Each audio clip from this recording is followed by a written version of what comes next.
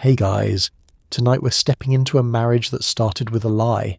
Not the romantic kind, the financial kind. The kind where your new husband forgets to mention he still owes money on the house you're moving into. Drop your city and local time in the comments. I want to know where you're watching from while I tell you about an 18-year-old who married a farmer against her better judgment. Now settle in, get comfortable. Because you're about to watch a dream die slowly, over 4 years, through hail and fire and disease and death, through disasters so relentless you'll wonder how anyone survived. You're standing in your parents' house in De Smet, Dakota Territory. August 25th, 1885. Your name is Laura Ingalls and you're 18 years old. Your wedding dress is black cashmere. Not white, black. People whisper about it. Black dress, wish yourself back. Old saying, bad luck. Your mother stitched the bodice herself. 12 gauze, complicated construction. She worked through the night finishing it. The fabric drapes heavy against your skin. Smells like new cloth and the cedar trunk where it was stored. Your hands tremble as you button the front, not from excitement, from something else. Something that tastes like doubt. Listen to the sounds outside. Horses stamping in the August heat. Your father's fiddle silent for once. Your sister Mary sitting quiet in the corner, her blind eyes turned toward your voice. Carrie and Grace whispering, too young to understand that weddings aren't always happy. Here's what you need to understand. You told Almanzo you didn't want to be a farmer's wife. Said it clearly, meant it completely. You watched your father fail at farming your entire childhood. Watched crops wither. Watched grasshoppers destroy everything. Watched poverty chase your family from place to place like a curse that wouldn't lift. You know what farming means. Hunger, debt, disappointment. The specific kind of exhaustion that comes from working until your hands bleed for nothing. For crops that die before harvest. For wheat that brings 50 cents when you need $1. For hope that evaporates like morning dew under a brutal sun. But Almanzo promised. 3 years, he said. Try farming for 3 years. If it doesn't work, we'll do something else. You agreed because you loved him. Because his horses were beautiful. Because he seemed different from other men, steady, capable, 10 years older and supposedly wiser. He lied, not maliciously. But farmers lie to themselves constantly, convince themselves next year will be better, next season will bring rain, next crop will pay the debts, its survival mechanism dressed as optimism. Your father walks you from the Congregationalist parsonage after the ceremony. Reverend Brown performed it. Simple, quick, no celebration, no party, just family. Just the necessary words that transform you from daughter to wife. From Miss Ingalls to Mrs. Wilder. From your father's responsibility to your husband's property. The law is clear about that. In 1885 Dakota Territory, married women can own property in their own names, can file homestead claims, can manage finances, progressive for the era. But socially, you belong to your husband now. Your work belongs to him. Your earnings belong to him. Your future belongs to him. Almanzo helps you into the wagon. His hands are calloused, farmer's hands, strong from years of working horses and breaking sod and building things from nothing. Your trunk is loaded in back. Everything you own, quilts your mother made, the dishes Pa bought, your teaching certificate, the money you saved from teaching, your whole life packed into one small trunk. You're moving to his tree claim, the southeast quarter of Section 9, 160 acres north of De Smet. The house he built has 3 rooms in a row. Well constructed, he promised. Better than most homestead shanties. You'll have space, privacy, a proper home. The horses pull steady, you recognize them. Prince and Lady, the Morgans he's so proud of. Beautiful animals, sleek coats, intelligent eyes. They respond to his voice like they understand English. Maybe they do. Maybe horses are smarter than people about what's coming. The prairie stretches empty in every direction. Grass golden in late summer. Sky impossibly blue. Heat shimmering off the horizon. You've lived here 6 years, since 1879 when the railroad came through. Since Pa moved the family from Minnesota chasing the promise of free land that turned out to be expensive in ways money can't measure, Almanzo talks about the crops. 50 to 65 acres planted this year. Wheat, oats, corn, flax. Growing well despite dry patches. Should harvest $3,000 worth. Enough to pay off the equipment. Enough to start fresh. Enough to prove farming can work if you just try hard enough. You don't respond. Just watch the prairie roll past. Count the seconds until your new life begins.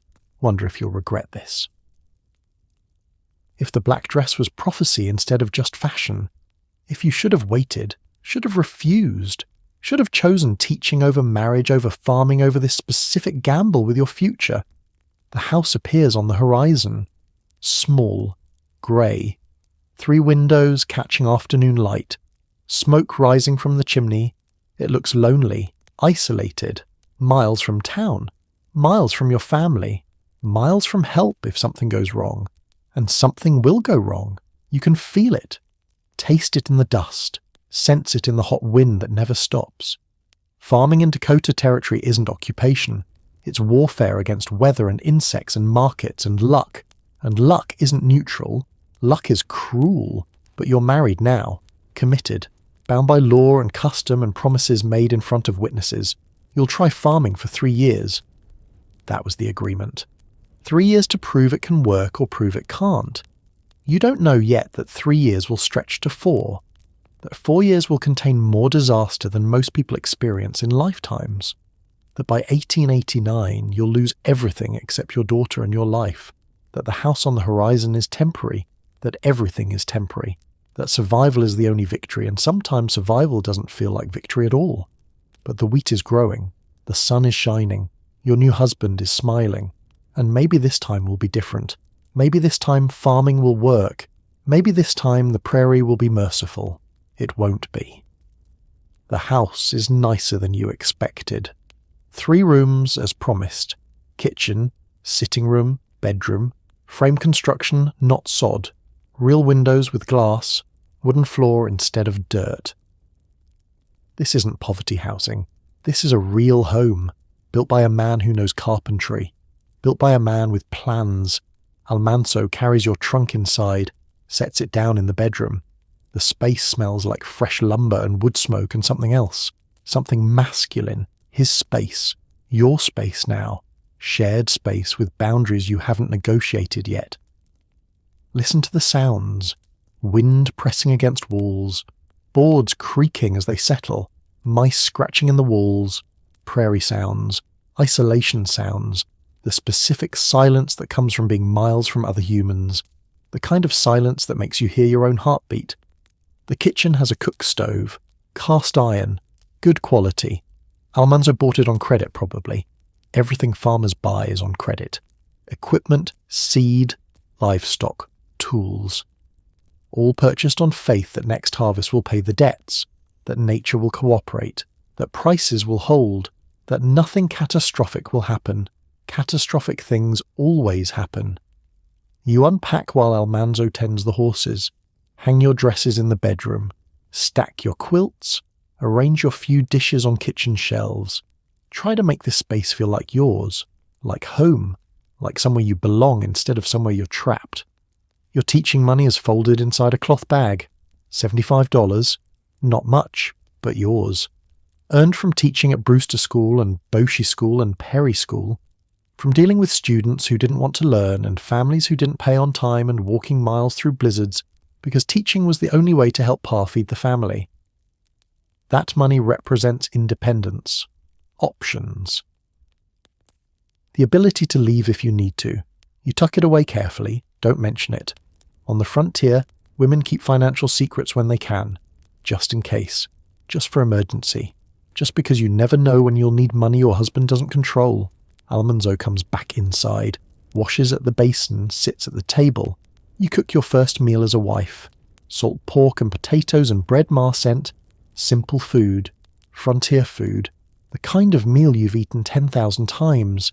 He talks about the wheat. The beautiful wheat growing 50 yards from the house. Golden. Heavy-headed. Almost ready for harvest. You'll thresh it in September. Sell it in October. The money will solve everything, will pay the equipment debts, will prove farming works, will validate every choice that brought you here. You eat quietly. Let him talk. Watch his face in lamplight. He's 28, though his tombstone will lie about that later. 10 years older than you, experienced, established, a landowner with 260 acres claimed, a man who risked his life in the long winter of 1881 to bring wheat that saved a Smet from starvation. A hero, people say. Brave, capable, exactly the kind of man a smart girl should marry. But heroes have debts too, and Almanzo hasn't mentioned his. You wash the dishes while he reads the newspaper. The lamplight throws shadows on walls. The house feels smaller at night, closer, more intimate, more permanent. You're married now. This is your life. These rooms, this man, this piece of prairie that doesn't belong to you even though you'll work it. The law is clear. The homestead belongs to Almanzo. The tree claim belongs to Almanzo. Everything here is his property. You're just the wife who helps, who works without wages, who contributes labour that doesn't count as labour because wives don't get paid for farming. Your teaching certificate is in the trunk. You could teach again if needed, could earn money if disaster strikes. But married women teaching is complicated. Schools prefer unmarried teachers. Fewer distractions, more focus. The assumption that unmarried women need the money while married women have husbands to provide.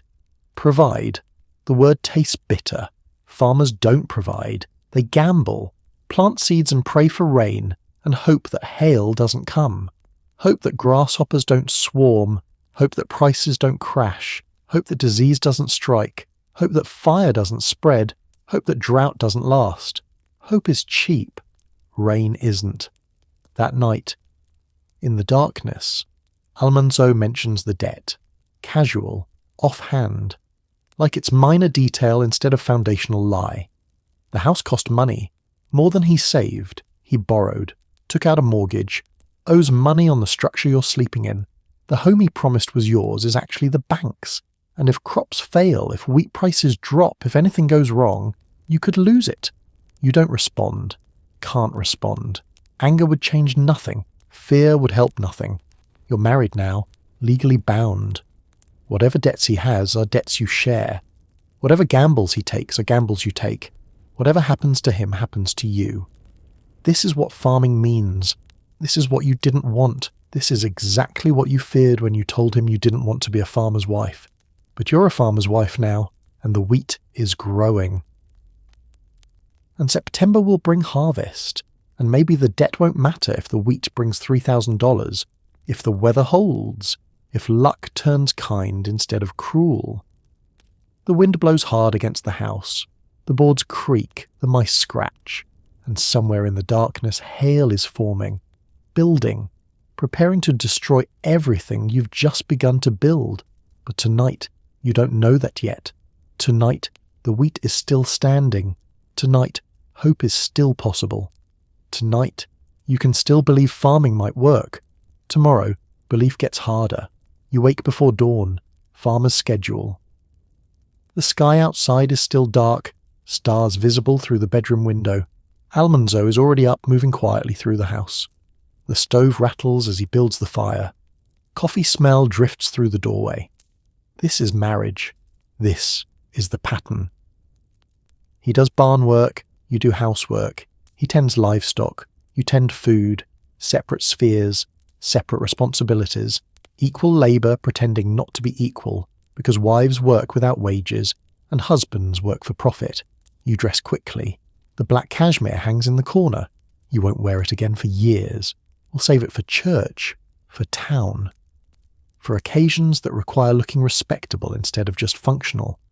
Today you wear calico, work clothes, fabric that can handle sweat and smoke and the 1,000 tasks that fill farmer's wife's days. The kitchen is warming. Almanzo sits at the table drinking coffee.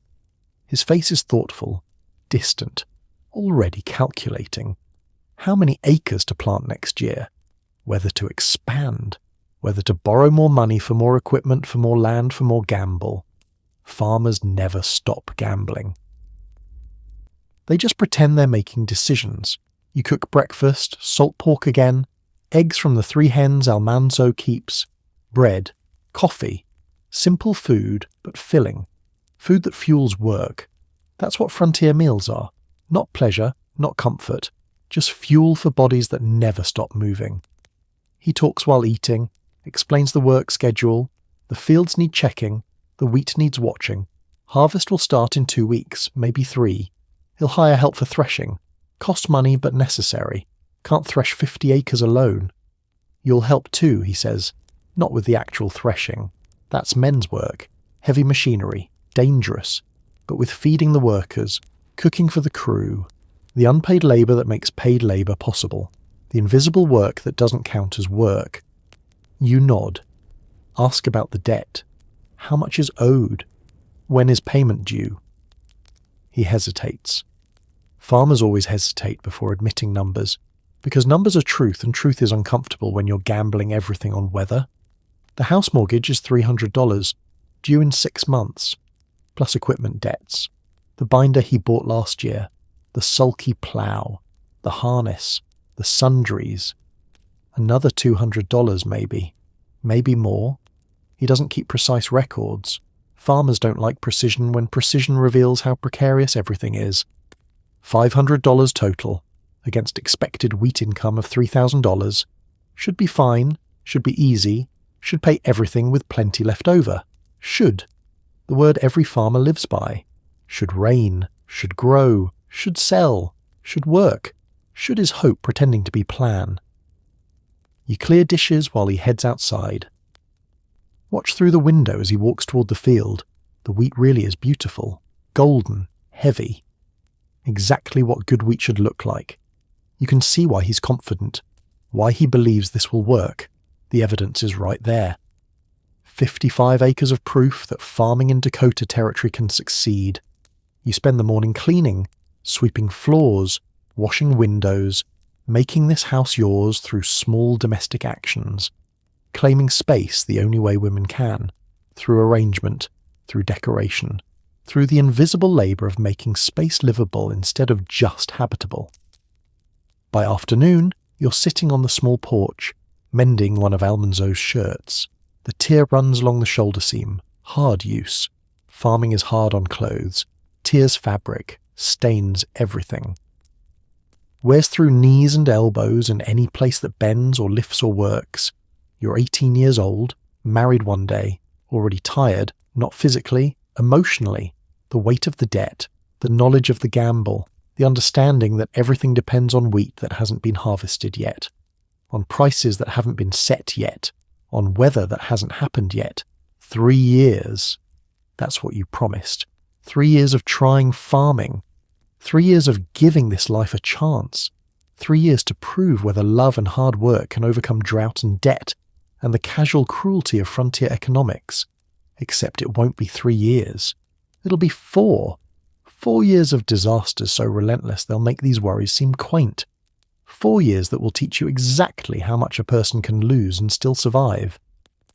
But sitting here in August 1885, sun warm on your face, wheat golden in the field, you don't know that yet. Don't know that in 2 weeks, hail will destroy everything. Don't know that Almanzo will suggest making ice cream from the hailstones and you'll want to throw the bowl at his head. Don't know that this pattern will repeat. Hope, disaster, hope, disaster, hope, disaster, until hope itself becomes the enemy, until optimism feels like self-deception, until you learn that survival isn't triumph, it's just not dying. Almanzo comes back for noon dinner, washes at the pump, sits heavily. He's tired too. Physical tired, the kind that comes from walking acres, from checking every stalk, from searching for threats, rust, blight, insects, fire risk, the 1,000 dangers that can destroy crops before harvest. He doesn't find threats. The wheat is perfect, healthy, ready. Just needs 2 more weeks of sun, 2 more weeks of no hail, 2 more weeks of mercy from weather that owes farmers nothing. You eat in silence, comfortable silence, not awkward, just the quiet of 2 people too tired for conversation. Partners in this gamble, bound together by debt and law and the black dress hanging in the corner. After he goes back outside, you write a letter to Ma. Tell her the house is nice. The wheat is beautiful. Everything is fine. You don't mention the debt. Don't mention the doubt. Don't mention the specific dread that tastes like metal. That feels like waiting for catastrophe you can sense but can't name. Because admitting fear makes fear real. And if fear is real, then hope is false. And without hope, farming is impossible. So you write lies disguised as optimism. And maybe if you write them enough, they'll become true. Maybe if you pretend hard enough, the pretending will manifest reality. Maybe faith is magic and magic is real and everything will work. It won't. But the wheat is still standing. The sun is still shining. The debt isn't due yet. And 2 more weeks might as well be forever, when you're 18 and newly married and learning exactly what promises cost. 2 weeks until the hail comes. 2 weeks until you learn the first of many lessons about what marriage to a farmer means. 2 weeks until hope dies for the first time. Not the last time, just the first. You're standing in the wheat field. September 1885. 2 weeks after your wedding. The stalks reach your waist, golden heads heavy with grain. When you run your hand along them, they whisper. That specific sound of wheat ready for harvest, the sound farmers pray for, the sound that means money. Almanzo is walking the rows, checking moisture content, testing readiness. His hands move with practiced certainty, selecting heads, rubbing kernels between his fingers, biting them to test hardness. This is farmer knowledge, passed down, learned through years of failure and occasional success. The wheat is ready, almost. Another few days of sun, another week at most. Then harvest begins, then the threshing crew comes, then the grain goes to market, then the debt gets paid, then everything works exactly as promised. The sky is brilliant blue, not a cloud. September in Dakota Territory, harvest season, the best time of year if you're a farmer. The time when all that faith and work and borrowed money finally converts to actual grain you can sell for actual dollars. You're learning to read weather. Every farmer's wife learns, has to learn. Because weather isn't backdrop on the prairie, it's protagonist, main character. The force that determines whether you eat or starve, whether you keep the house or lose it, whether marriage survives or crumbles under financial pressure that grinds everything to dust.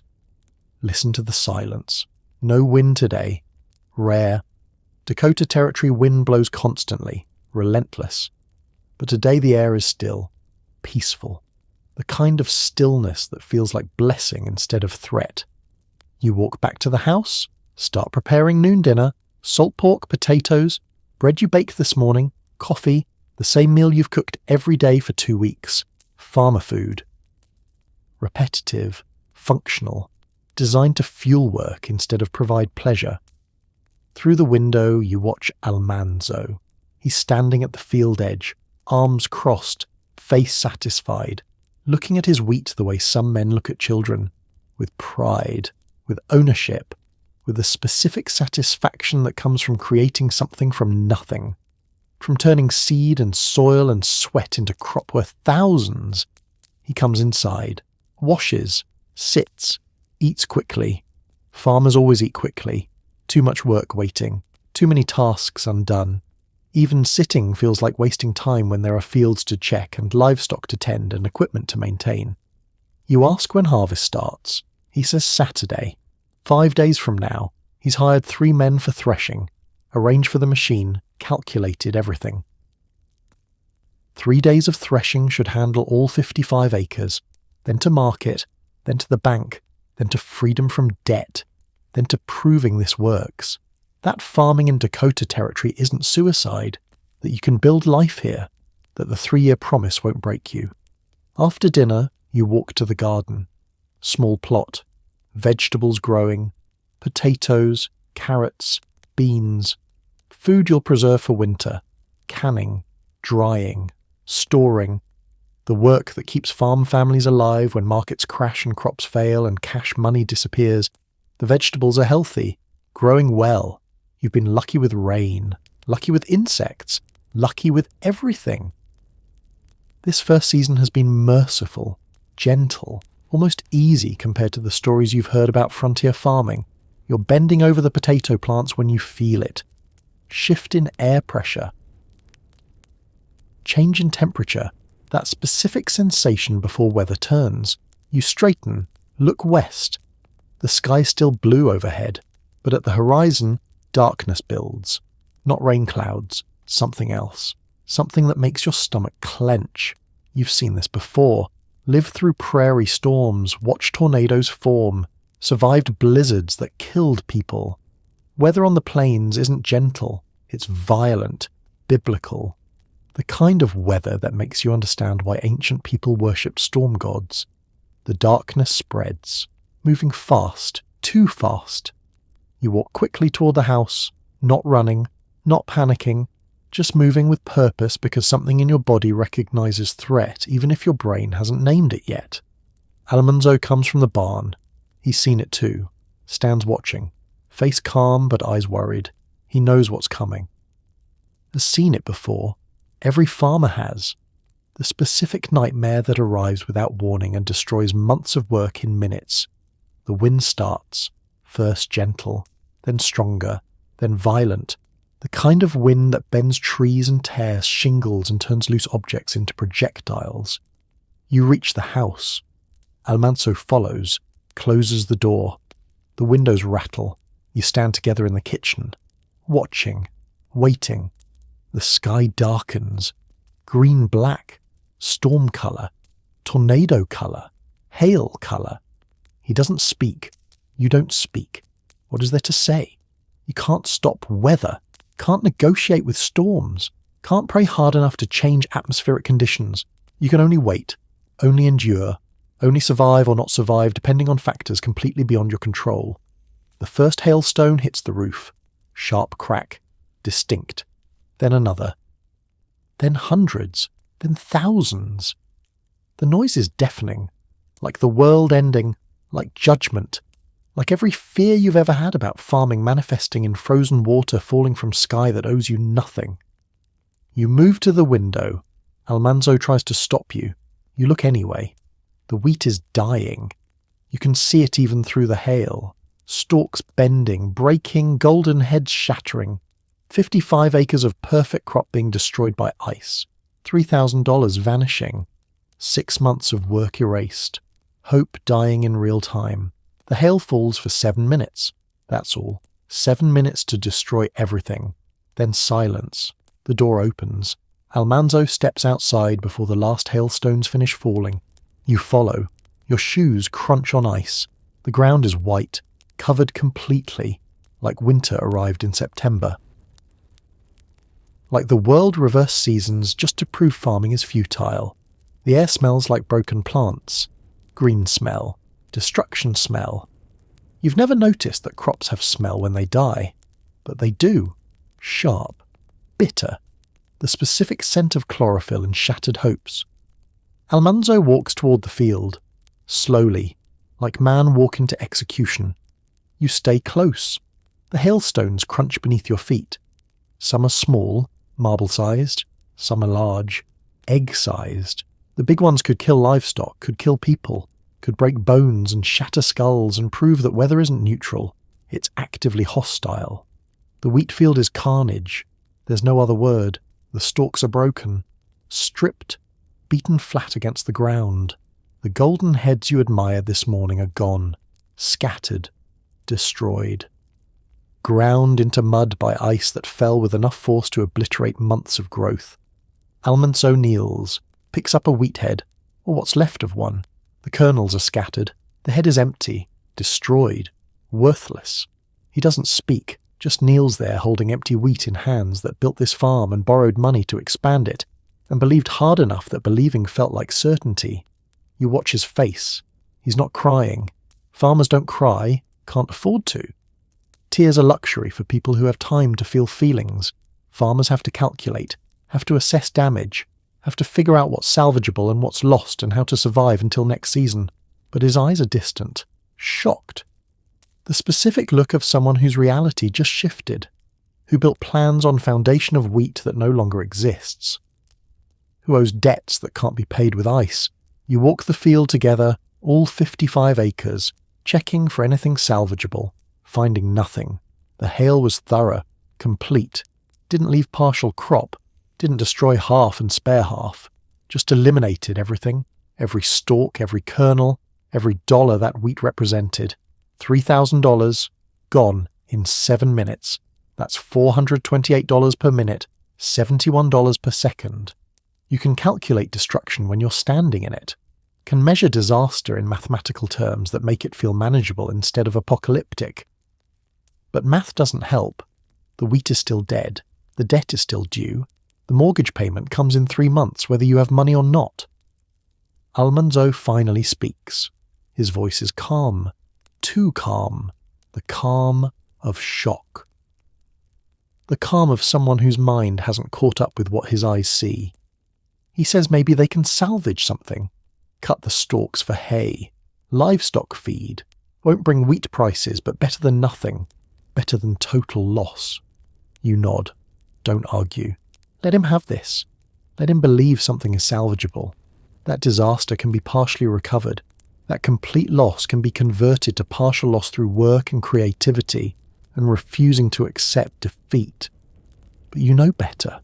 You've seen your father do this. Seen him calculate ways to recover from crop failure. Seen him work harder after disasters. Seen him believe next year would be better. Seen him wrong every single time. The hailstones are melting, water runs in rivulets through the broken wheat, forming small streams, carrying away pieces of crop. The sun comes out. Brilliant. Mocking. The sky is blue again. Beautiful. Like the storm never happened. Like destruction was dream instead of reality. You walk back to the house. Your dress is soaked, covered in mud. The black cashmere is still hanging in the bedroom. Unworn, waiting for occasion that requires looking respectable.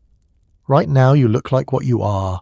Farmer's wife standing in ruins of first crop, learning the lesson every farm wife learns eventually. That farming isn't occupation. It's catastrophe, interrupted by brief moments of hope. In the kitchen, Almanzo sits at the table, stares at nothing. His hands are folded, still. He's calculating. You can see it.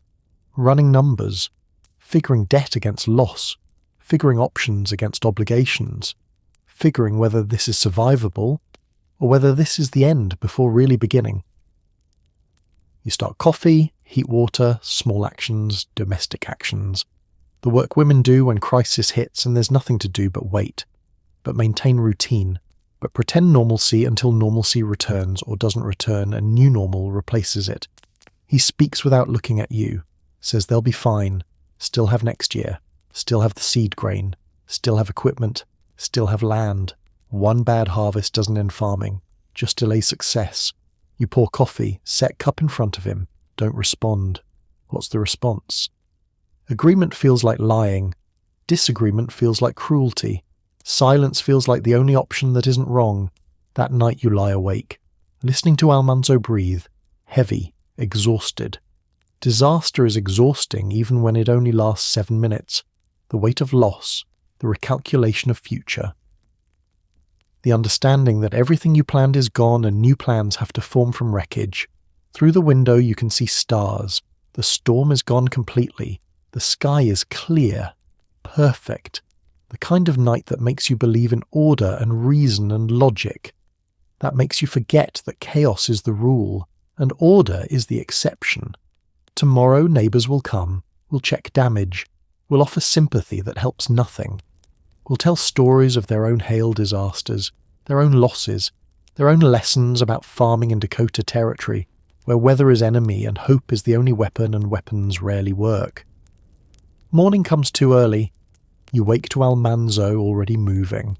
The stove is lit. Coffee is brewing. He's dressed for field work, not harvest work, assessment work.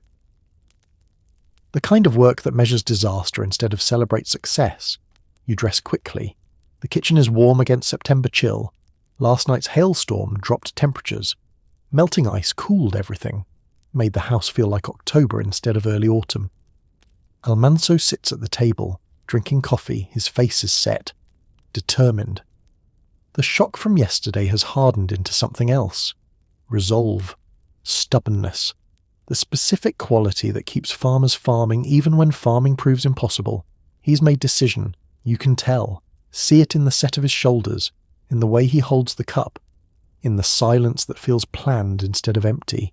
He speaks, says they'll cut the wheat for hay, sell it as livestock feed, won't bring wheat prices but will bring something. Maybe $200, maybe less. Enough to make partial mortgage payment, enough to buy time, enough to prove they're trying. Then next spring plant again, bigger, more acres, make up for this loss with bigger success. The gambler's fallacy wearing farmer's clothes, the belief that bad luck means good luck is coming, that disaster predicts triumph, that the prairie owes you compensation for suffering. It doesn't. The prairie owes nothing, takes everything, gives back only what weather permits. You cook breakfast, salt pork, eggs, bread. The routine continues regardless of disaster. Livestock still need feeding, humans still need eating, work still needs doing. Catastrophe doesn't pause responsibility, just adds to it.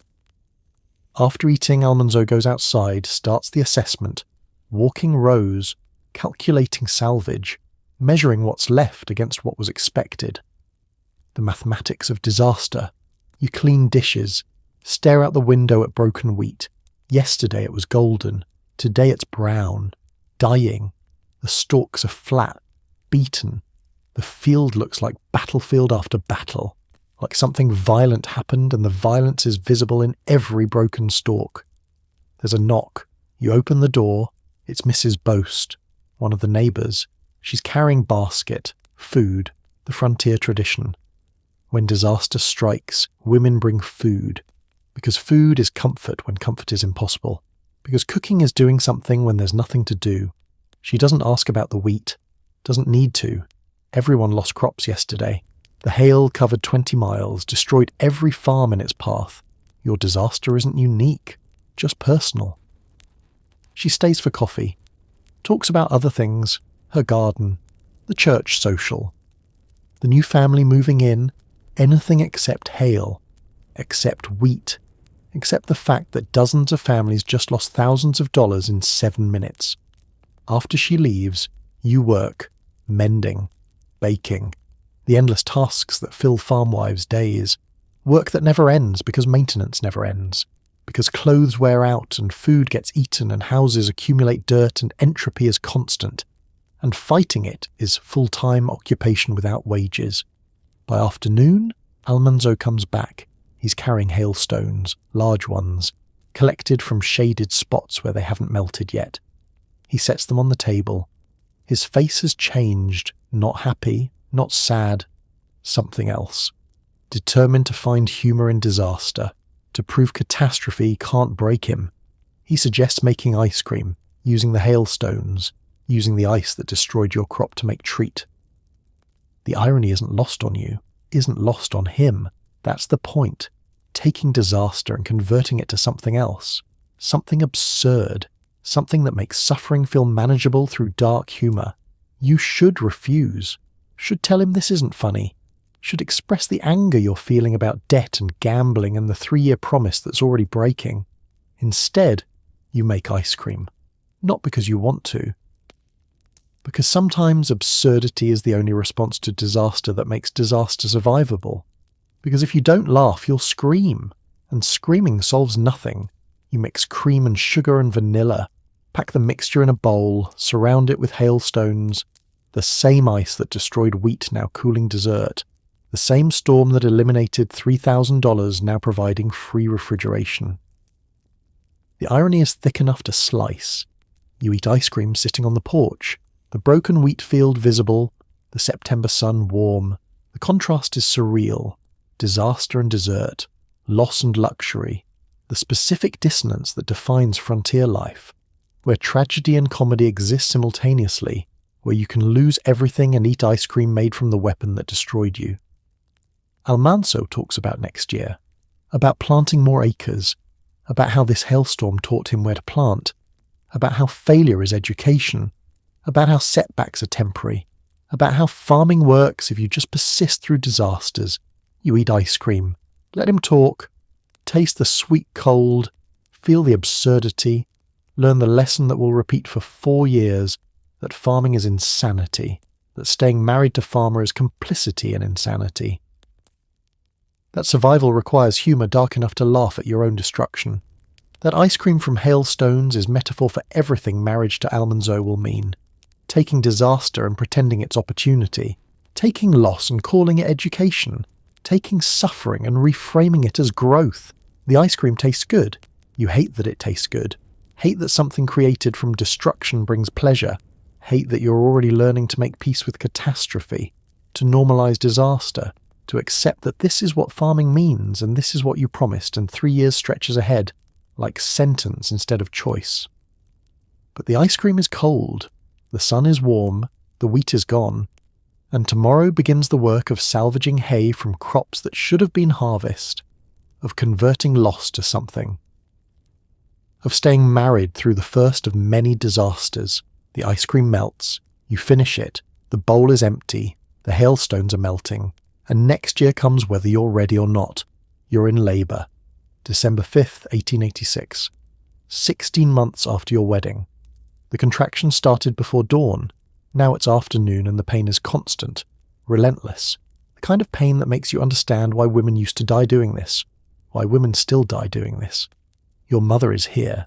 She came yesterday when you sent word, rode the wagon from town with your father, brought supplies, knowledge, the specific competence that comes from birthing 5 children and burying 1, from knowing what labour looks like when it's normal and what it looks like when it's not. The bedroom is warm, too warm, fire blazing in the stove, water boiling. The frontier method: heat and water and prayer. No doctor. Doctors cost money you don't have. Money that disappeared with the wheat 16 months ago. The harvest that never happened. The debt that's still owed. The mortgage extended but not forgiven. The equipment bought on credit. The seed borrowed against next year's crop. The spiral of debt that defines farming. That makes every farmer permanently poor even when crops succeed. But crops haven't succeeded. Last year was the hail. This year was drought. Partial drought. Enough rain to grow wheat, but not enough to make it worth harvesting. 50 acres planted. Maybe $300 earned. Against expenses of $200. Net profit, $100. For a year of work. For 12 months of hoping. $100 doesn't pay mortgage. Doesn't pay equipment debt.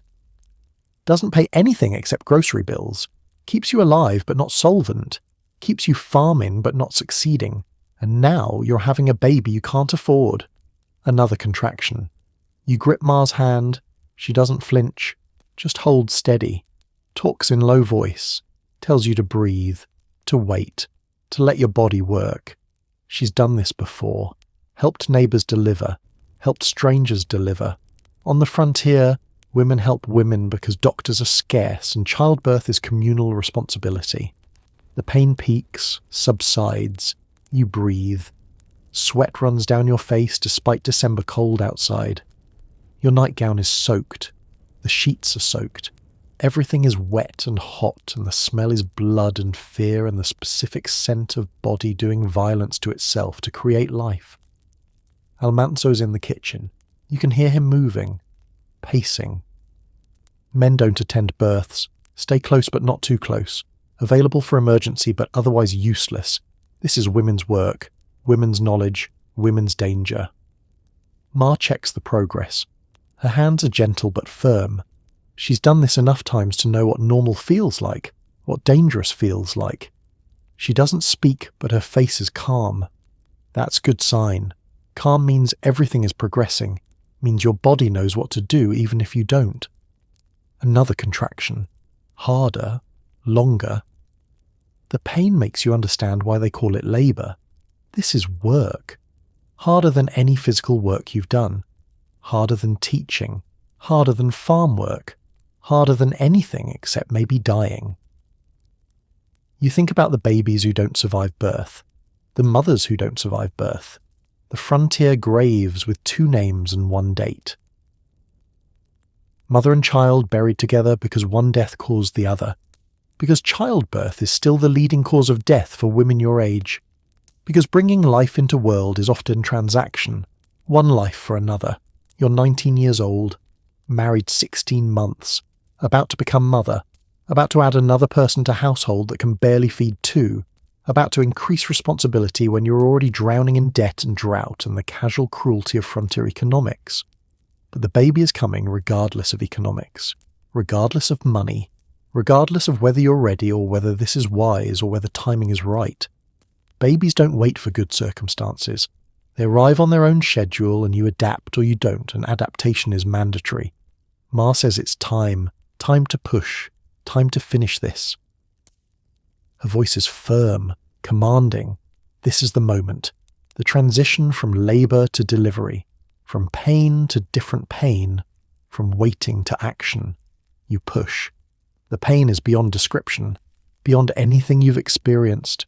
Makes hailstorm seem gentle, makes drought seem minor, makes every previous suffering feel like practice for this specific moment of trying to survive something your body is doing to itself. Ma's voice continues, steady, guiding, telling you when to push, when to breathe, when to wait. She's conductor and you're orchestra, and together you're creating something. Someone. Person who doesn't exist yet but will exist in minutes. Another push. Harder. You hear yourself making sounds. Animal sounds. Sounds that come from place deeper than language, deeper than thought, from the part of humans that's still primitive. Still connected to thousands of years of women doing this exact thing in caves and huts and palaces and hovels. One more push, the hardest, the final. The one that splits you open and forces life out and proves that creation is violence and violence is creation, and birth is both simultaneously. Then crying. Not your crying. Baby crying. High. Thin. The sound that means life. That means survival. That means you both made it through the violence of birth. Ma's voice changes. Soft now. Gentle. Congratulatory. It's a girl. Ma places the baby on your chest. She's tiny, red, wrinkled, covered in vernix and blood and the evidence of journey from inside to outside. Her eyes are closed, fists clenched, mouth open crying. She's perfect, terrifying, completely dependent on you for everything. You named her before birth. Rose. Simple name. Frontier name, not fancy, not complicated, just Rose. After the wild roses that grow on prairie, the tough flowers that survive drought and wind and hail, that bloom despite impossible conditions. Fitting name for frontier baby. Ma works quickly, cutting cord, cleaning baby, cleaning you, the efficient motions of woman who's done this before. Who knows the work doesn't end with delivery? Who understands that birth is beginning, not ending? That the hard part isn't labour. It's the next 18 years. Rose stops crying, her eyes open, unfocused, new. She doesn't see you yet, can't focus yet, but she's alive, breathing, here. Real in ways she wasn't real 10 minutes ago when she was still inside. Still potential instead of person. The door opens, Almanzo comes in, hesitant. Men don't belong in birthing rooms, but baby changes rules. Changes everything. He approaches slowly, looks at Rose. His face transforms, softens. The hardness from 16 months of farming disaster melts, replaced by something else. Wonder, fear, love. The complicated mixture that defines new parenthood. He doesn't touch her, just looks. His hands are too rough, too calloused, too big. She's too small, too fragile, too precious. You can see him calculating how to protect her, how to provide for her, how to farm successfully enough to feed 3 people instead of 2. The math is harder now. The stakes are higher. Failure isn't just abstract anymore. Failure means baby doesn't eat. Failure means daughter grows up hungry. Failure means becoming your father, moving constantly, chasing success that runs faster than you. Ma bundles Rose, wraps her tight, swaddling, the ancient practice. Makes babies feel secure, reminds them of the womb, the safe place they just left for a world that's decidedly unsafe. You hold Rose, feel her weight. She's 7 pounds maybe, small, light. But she feels heavy, feels like responsibility made flesh. Like every choice you make now matters more because it affects her, shapes her, determines whether she survives or doesn't survive frontier childhood that kills children casually. Infant mortality on the frontier is roughly 1 in 4. 25% of babies don't reach first birthday, die from disease, from accidents, from cold, from heat, from infection, from the 1,000 dangers that fill frontier life, from the casual cruelty of era before modern medicine. Rose has 75% chance of surviving. Those are good odds for frontier, better than many gambles. But not certainty. Nothing about frontier life is certain except uncertainty. Your father comes in, looks at Rose, smiles. First grandchild. He's been playing fiddle in the kitchen, quiet playing, background music for birth, the way he played during your childhood, during good times and bad times and the times in between. His fiddle is constant, soundtrack to your life. He doesn't comment on the circumstances, on the debt, on the failed crops, on the fact that you're bringing baby into a household that can barely survive. He's done the same. 5 children born while farming, while moving, while chasing prosperity that never arrived. He can't judge, can only witness, can only offer presence instead of advice. Ma stays 3 days, helps with Rose, teaches you things, how to nurse, how to change, how to sleep when baby sleeps, how to survive new motherhood when you're exhausted and sore and your body feels destroyed and the work never ends and baby needs something every 2 hours forever. Then Ma goes home, back to De Smet, back to her own house, her own work, her own life that doesn't pause just because daughter had baby. And you're alone with Almanzo and Rose. 3 people now, family, unit. The specific combination that requires different math than couple. Rose sleeps most of December. Newborns sleep, wake to eat, sleep again. The pattern is relentless but manageable. You're exhausted but coping, learning, figuring out how to be mother when you barely know how to be wife. Almanzo works outside. Winter work. Tending livestock. Maintaining equipment. Planning next season. Always next season. Always the hope that next year will be better. That next crop will succeed. That luck will turn. That farming will finally work. You spend December inside, healing, nursing, learning Rose, her sounds, her needs, her specific way of being person. She's quiet, baby. Doesn't cry much. Sleeps well. Easy, baby, Ma says. First babies are often easy, lulling you into false confidence before second baby destroys you. But there won't be second baby, not for 3 years. Not until you've survived more disasters. Not until you've learned exactly how much a person can lose and keep losing and still somehow survive. Christmas comes, simple celebration, no money for gifts, no energy for elaborate cooking, just quiet day. Almanzo holds Rose. You rest. The winter wind blows outside. Snow falls. The prairie is white and quiet and beautiful in the way that dangerous things are beautiful. Rose is 2 weeks old, healthy, thriving, gaining weight, meeting milestones. She's surviving infancy's first hurdles, the critical weeks when babies either thrive or fail, when bodies either adapt to outside world or don't. You're 19, mother now, wife, farmer's wife, the role you didn't want, the life you tried to avoid, the future you negotiated against and lost the negotiation and now you're living it, learning it, surviving it one day at a time.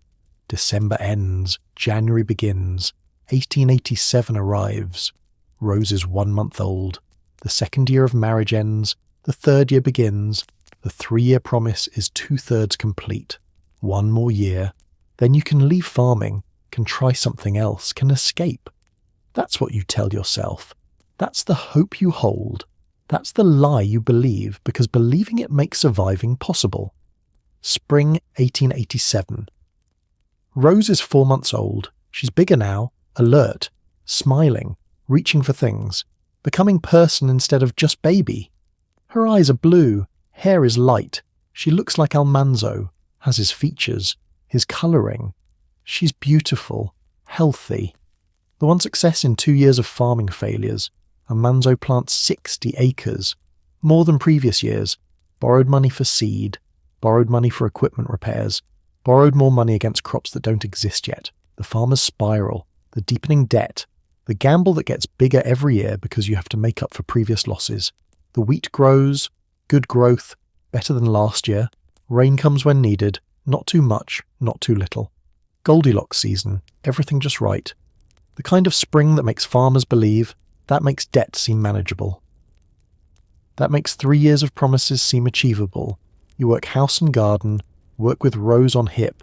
Frontier mothers don't stop working because they have babies. Just work with babies attached. Nursing while cooking, changing diapers between chores. Sleep when baby sleeps becomes myth. Reality is work when baby sleeps. Work when baby's awake. Work constantly because work never ends. Rose is easy baby, plays quietly, watches you work, doesn't demand constant attention. You're grateful. Guilty about being grateful. Guilty about how hard this is. Guilty about the resentment that builds when you're exhausted and touched out, and your body still isn't fully healed, and baby needs something again, and husband needs dinner, and livestock need feeding, and the work multiplies instead of divides. But you love her. Fiercely, protectively. The kind of love that surprises you with its intensity, that makes you understand why mothers do impossible things, why they sacrifice, why they endure, because the alternative is unthinkable. By June, the wheat is beautiful, golden, heavy-headed, ready soon. Almanzo walks the fields daily, checking for threats, finding none. No rust, no blight, no signs of insects, no storm clouds forming. Just perfect wheat growing perfectly.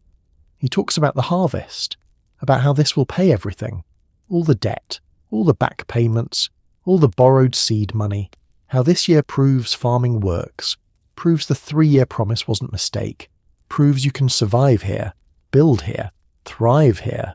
You want to believe him, want to trust that this time is different, that luck has turned, that suffering has earned reward. That the universe operates on fairness principles instead of chaos principles. But you've learned better. 2 years of disasters teach lessons. Teach that hope is dangerous. That believing leads to heartbreak. That counting money before harvest is farmers' most deadly mistake. The wheat brings $1,000, not $3,000 like the first year promised. Not enough to pay all debts, but enough to pay some. Enough to make substantial mortgage payment. Enough to buy food and necessities, enough to survive another year. It's not triumph, but it's not disaster. It's the middle, the grey area, the survival zone where you're not thriving but not dying, just existing, just continuing, just staying in place instead of moving forward or backward. Almanzo is satisfied, relieved. This proves it works, proves farming is viable, proves that persistence pays, that faith is justified, that next year will be even better because they're learning, adapting, figuring out how to farm Dakota Territory successfully. You're less convinced. $1,000 against how much debt, how much borrowed seed, how much interest, how much owed to how many creditors. The math is complicated, deliberately complicated.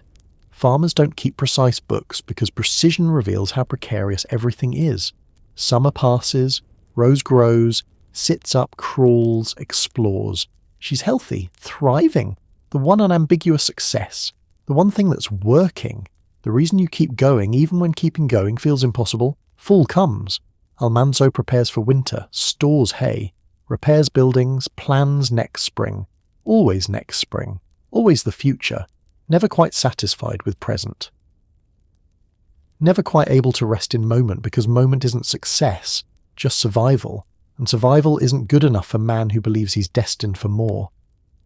You preserve food, can vegetables, dry fruit, prepare for winter, the annual race against cold, against scarcity, against the 6 months when nothing grows and everything depends on preparation, on forethought, on work done in summer to survive winter.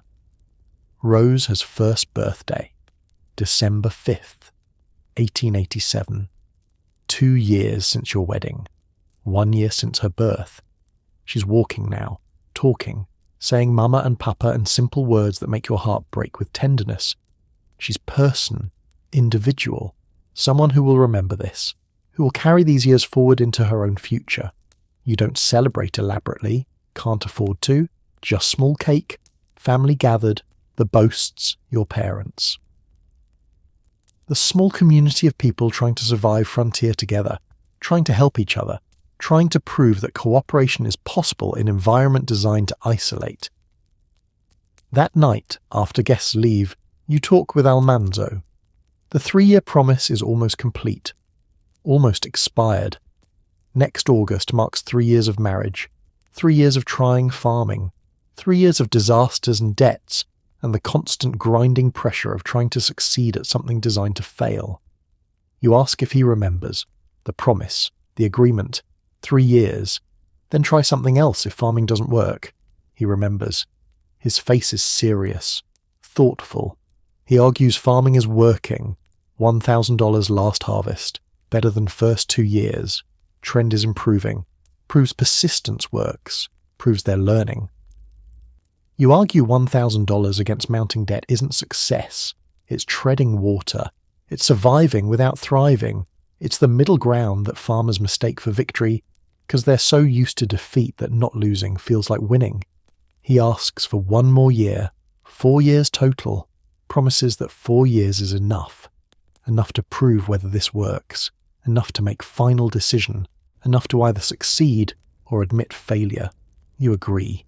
Not because you believe, because you're tired, because fighting takes energy you don't have, because Rose needs stable home and moving is hard and maybe he's right. Maybe 1 more year will prove something. Maybe 4 years is the charm. It isn't. You're sitting at the kitchen table, March 1888. Rose is 15 months old, playing on the floor with wooden blocks Almanzo carved, making sounds that almost resemble words. She's healthy. Growing, the one bright spot in 3 years of farming disasters. Your throat hurts, has hurt for 2 days. At first you thought it was nothing, just spring cold. The kind everyone gets when seasons change, when temperature shifts between winter freeze and spring thaw create conditions where illness spreads. But this isn't cold, this is something else, something worse. Your throat feels like someone's pressing hot iron against the inside. Swallowing is agony. Your neck glands are swollen, hard, the size of eggs. You can feel them when you turn your head, when you try to eat, when you try to speak. Almanzo feels it too. Started yesterday. Same symptoms, same progression. Sore throat, swollen glands, fever building. The specific combination that means diphtheria. The disease that kills children by the hundreds every year. That closes throats until breathing becomes impossible. That leaves survivors crippled if it doesn't kill them outright. Listen to Rose playing. Happy sounds, innocent sounds. She doesn't understand that her parents are sick, that the disease in this house could kill her, could kill all of you. That diphtheria doesn't discriminate, doesn't care about age or health or how desperately you need to survive. Diphtheria spreads through breath, through touch, through the invisible particles that move from person to person in close quarters. Farmhouses are close quarters, 3 people in small space, no way to isolate, no way to protect Rose except hope, prayer, the desperate bargaining people do with God when medical science offers nothing. There's no cure. No treatment beyond rest and fluids and hoping your body fights hard enough. Doctors can do nothing except watch, wait. Count the living and the dead. In 1888, diphtheria kills roughly 10% of infected people. Children die more often than adults, but adults die too, especially if complications develop. You send word to your mother, she comes immediately, brings Carrie, they'll care for Rose, keep her away from you and Almanzo, try to prevent her exposure, try to save at least 1 person from this house. Your mother's face is grim. She's seen diphtheria before, knows what it does, knows the danger, but she doesn't speak fear aloud, just works. Boiling water, cleaning, creating barriers between sick and well, doing the practical things that might help. That probably won't help. That'd have to be done anyway, because doing nothing is surrender. Almanzo gets worse, faster. His fever spikes higher. His throat closes more completely. By the third day he can barely swallow water, can't eat, can barely breathe. The grey membrane forms in his throat, the specific sign of diphtheria, the coating that blocks airways, that suffocates patients who survive everything else. You're sick, but not as sick. Your case is milder, painful, but not deadly. You can still function, can still move, can still help Martin Almanzo, can still watch helplessly as your husband fights something invisible, something bacterial, something that medicine won't understand fully for decades.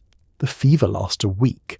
7 days of Almanzo lying in bed, drifting between consciousness and delirium, his body temperature high enough to damage organs. High enough to cause permanent problems, high enough to prove that survival isn't guaranteed, that farming isn't the only thing that can kill you on the frontier. Rose stays healthy. Somehow, miraculously. Ma keeps her isolated, keeps her clean, keeps her away from the bedroom where death hovers, where your husband sweats through sheets, where the smell is sickness and fear, and the specific scent of bacterial infection before antibiotics exist. By late March, the fever breaks. Almanzo survives. You survive. Rose remains healthy. The immediate crisis passes. Ma goes home. Life returns to something resembling normal. Except it doesn't. Because diphtheria doesn't just kill, it damages. And Almanzo's damage is just beginning. He tries to stand. His legs don't work properly. Not paralyzed completely, just weak, unresponsive. The muscles don't fire correctly, don't support his weight. He falls, catches himself, tries again, falls again. Diphtheritic neuritis. The complication that affects 10 to 20% of severe cases. The toxins produced by diphtheria bacteria damage nerves, cause inflammation, disrupt the signals between brain and muscle, create paralysis that might be temporary, might be permanent, might improve, might worsen. Nobody knows until months pass. Until healing happens or doesn't happen. Almanzo is 28 years old. Farmer, horseman, man whose livelihood depends on physical labour, whose identity is built on capability, on strength, on the ability to work land and handle livestock and do the 1,000 tasks that farming requires. Now he can't walk without support, can't stand without falling, can't work, can't farm. Can't do anything except sit, rest, wait. Hope that nerves heal, that function returns, that this isn't permanent.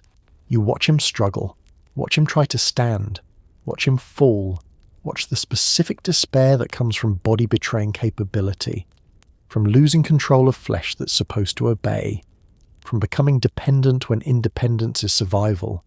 The wheat needs planting. Spring is brief window, plant too late and crops fail. But Almanzo can't plant, can't even walk to the field, can't hold plough, can't drive horses, can't do any of the work that determines whether you eat next winter. You're 21 years old, mother, wife, farmer's wife. Now you're also the farmer, the one who has to plant, has to work, has to do both his labour and yours because there's no choice, because crops don't wait for healing. Because debt doesn't care about disability. This is year 3, the year that was supposed to prove farming works, the year that ends the 3-year promise, the year that determines whether you stay or leave. Instead, it's the year your husband becomes crippled, the year diphtheria steals his capability, the year everything gets harder just when you thought it couldn't get worse. Summer arrives. Almanzo improves.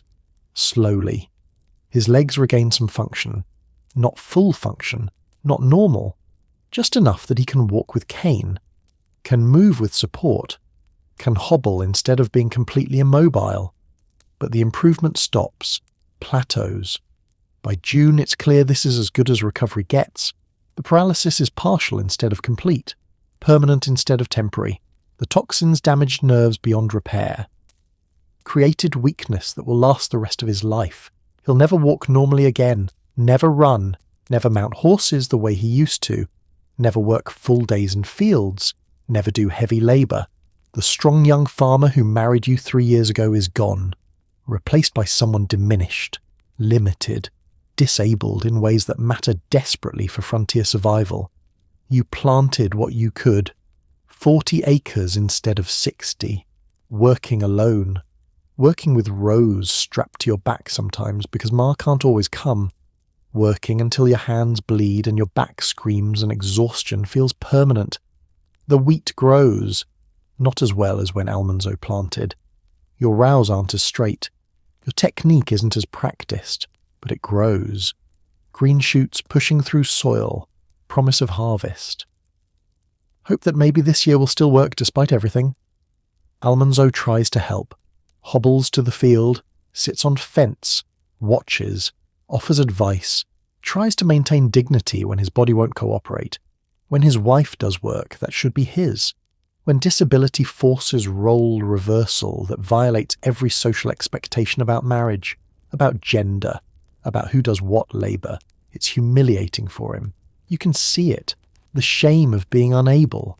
The specific masculinity crisis that comes from watching your wife work while you sit. The frontier doesn't accommodate disability. Can't accommodate it. Survival requires full physical capability. Requires both partners working constantly. Requires strength that Almanzo no longer possesses. The neighbours know. Everyone knows. Small communities have no secrets. Word spreads. The Wilder man got crippled by diphtheria. The Wilder woman is doing field work. The Wilder farm is struggling. The specific gossip that defines frontier life, that creates social pressure, that judges and measures and determines worth. Some neighbours help, bring food, offer labour. Do the frontier thing where communities support each other because today it's the Wilders who need help, and tomorrow it might be you. The reciprocity that makes survival possible. But help doesn't pay debt, doesn't solve the fundamental problem, that farming requires capabilities Almanzo no longer has, that debt requires income you can't generate, that 3 years of disasters have created hole too deep to climb out of. By July the wheat is ready. Beautiful wheat, golden, heavy, the best crop in 3 years. You hired help for harvest, used borrowed money. Added to debt, but the wheat is harvested, threshed, ready for market. Then the hot winds come, not before planting like last year, after harvest, when the straw's stacked, when the grain is stored, when it seems safe, when you think maybe this time you caught break. The winds blow for 3 days, hot, dry, the specific Dakota phenomenon where temperature spikes above 100 degrees and humidity drops to nothing and wind blows without stopping. The kind of weather that desiccates everything, that turns green to brown, that kills crops standing in fields. Your wheat dries, shrivels. The kernels that were plump become shrunken. The grain that would have brought good price becomes poor quality.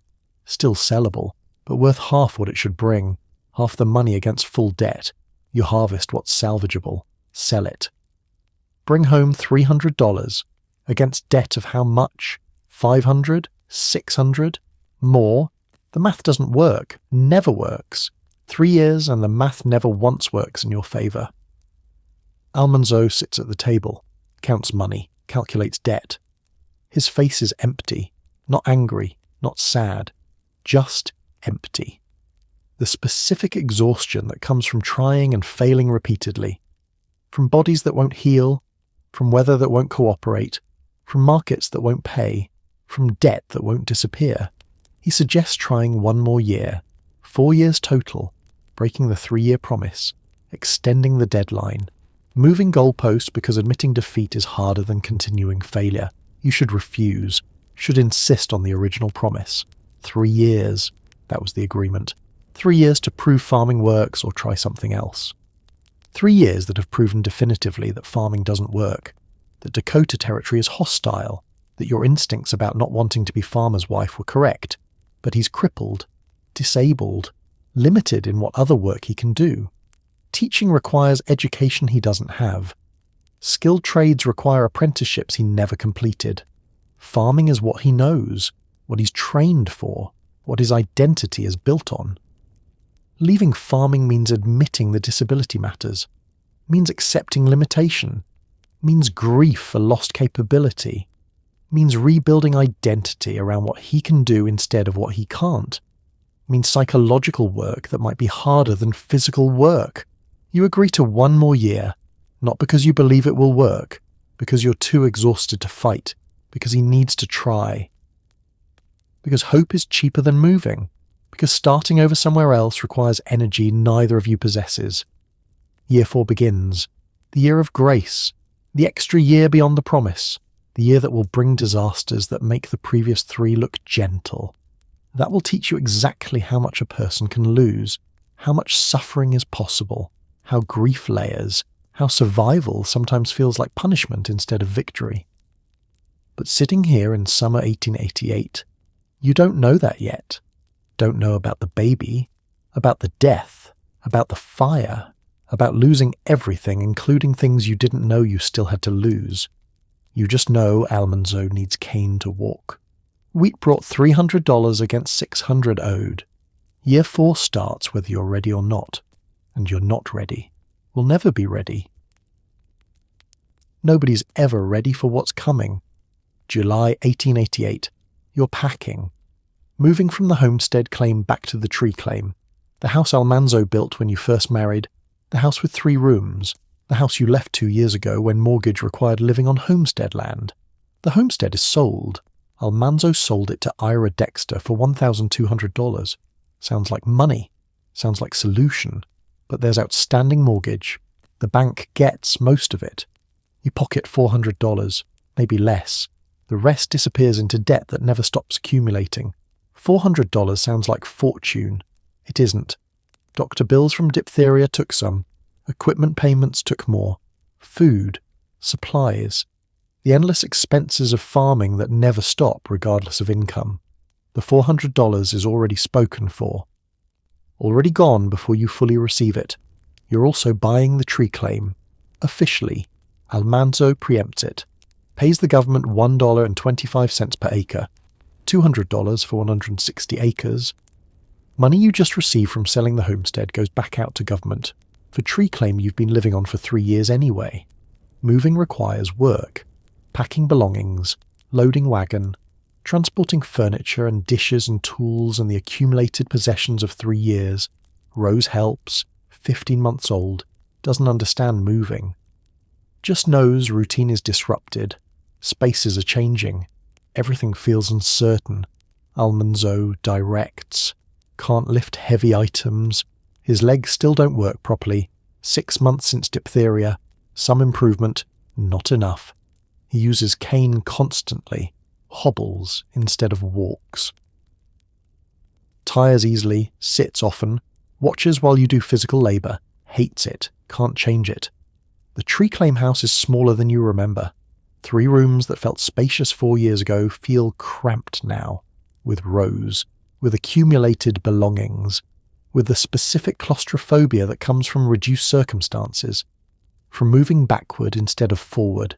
But it's home, the first home, the place you came after the wedding, the kitchen where you made ice cream from Hailstones, the bedroom where Rose was born, the rooms that contain memories, some good, some terrible, all mixed together in the specific way that frontier life mixes everything.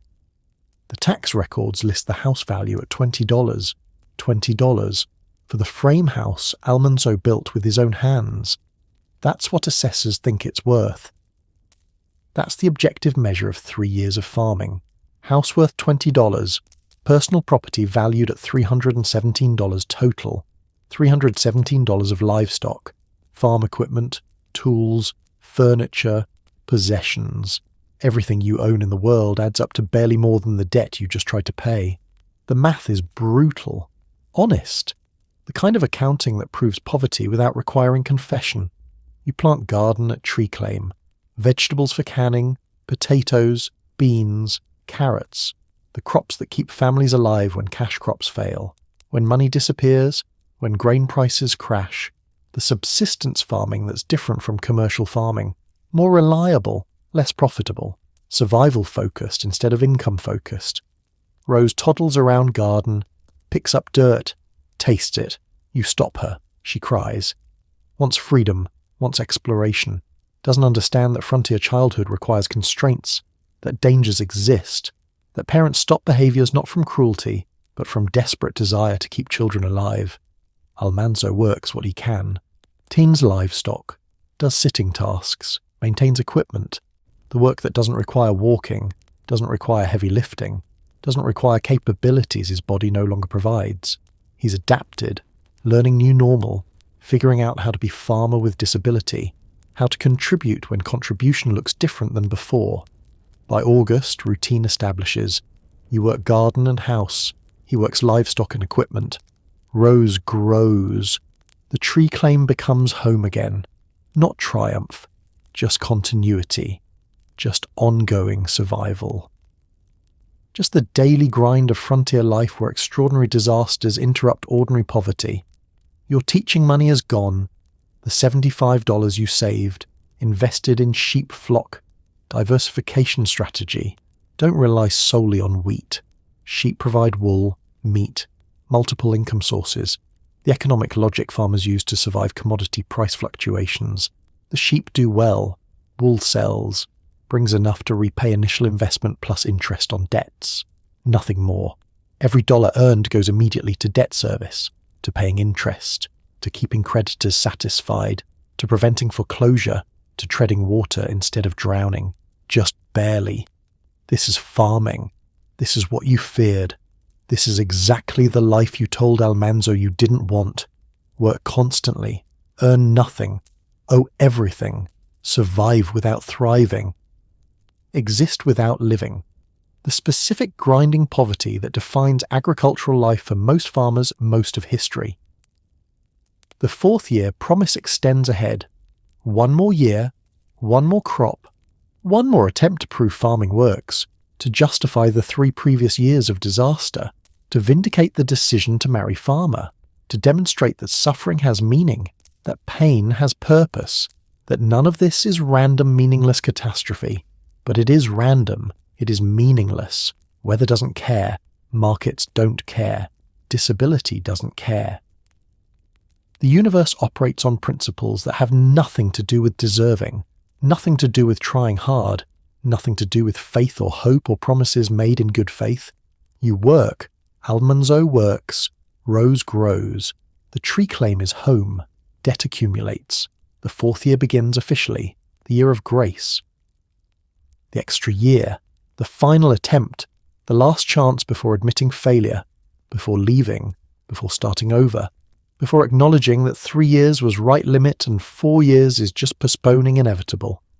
But hope is persistent, stubborn, irrational. You hope anyway, against evidence, against experience, against every lesson 3 years of disasters have taught. Hope is sometimes all frontier families have. Sometimes it's enough, often it isn't.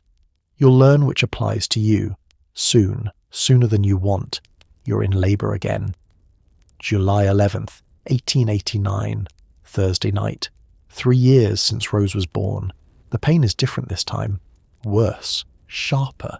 The kind that makes you understand why women scream, why women die doing this. Rose is 2.5, playing outside with your mother, far enough away that she won't hear.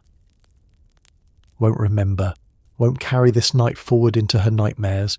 Your mother is here. She came when you sent word 3 days ago, when the pain started, when you knew this baby was coming and coming hard. She's seen difficult births, helped neighbours through impossible deliveries. She knows what normal looks like, what dangerous looks like. This looks dangerous. The bedroom is hot. July in Dakota Territory, no breeze. The air sits heavy, thick, the kind of heat that makes breathing feel like work. Sweat soaks everything. Your nightgown, the sheets, your hair plastered against your skull. Dr. Hunter came an hour ago. Rare, expensive. But Almanzo insisted. Borrowed money for it. Added to debt that never stops growing. But he wanted the doctor here, wanted professional help. Wanted someone who could do more than just watch you suffer. The doctor's face is serious. Too serious. He's checking frequently, measuring progress, calculating danger. His hands are gentle, but his eyes reveal worry. The specific concern that medical professionals show when they're witnessing complications beyond their control. Listen to the sounds outside. Crickets, night birds, the normal sounds of summer evening. Life continuing while you're trapped in this room, trapped in this body, trapped in labour that won't end. Almanzo's in the kitchen, pacing. You can hear his cane tapping, uneven rhythm, the sound of disabled man trying to work off nervous energy, trying to be useful when there's nothing useful he can do, trying not to think about losing you, losing the baby, losing everything. Your mother holds your hand, wipes your forehead, talks in low voice, encouraging, steady. But you see the tension in her shoulders, the way she glances at Dr. Hunter, the silent communication between people who've witnessed enough births to recognize trouble. The baby is big, too big. You can feel it, the pressure, the impossible stretch, the understanding that your body is trying to expel something larger than the opening designed to release it. 10 pounds, the doctor estimates. Maybe more. Massive for frontier baby. Massive for any baby. There's no merciful chloroform. Nothing to dull the pain. Nothing to make this bearable. Just your body. The baby. The brutal mechanics of birth happening whether you're ready or not. Another contraction. Harder. You grip Ma's hand. She doesn't flinch. Just holds steady. Anchors you.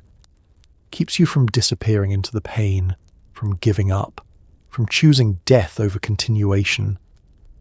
The doctor says it's time. Time to push. Time to finish this. His voice is calm, professional. But you hear the urgency underneath, the unspoken pressure, the knowledge that prolonged labour kills, that exhaustion kills, that babies this big sometimes don't make it, sometimes take their mothers with them. You push. The pain is beyond language, beyond description, makes the hailstorm seem trivial, makes crop failure seem minor, makes every previous suffering feel like preparation for this specific moment of trying to survive something your body is doing to itself. Your mother's voice, steady, guiding, telling you when to push, when to breathe, when to wait. She's done this 5 times, buried 1 child. She knows the territory. Knows the difference between pain that means progress and pain that means death approaching. The doctor's hands move quickly, checking, adjusting, doing whatever doctors do when birth goes wrong, when bodies struggle, when the simple biological process becomes medical emergency requiring intervention beyond folk knowledge and prayer. Another push, harder.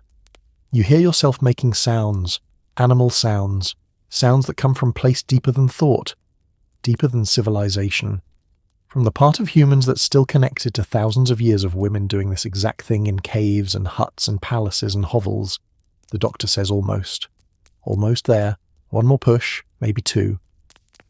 The baby's head is visible, crowning the final stage, the transition from inside to outside, from potential to person, from pregnancy to motherhood or death.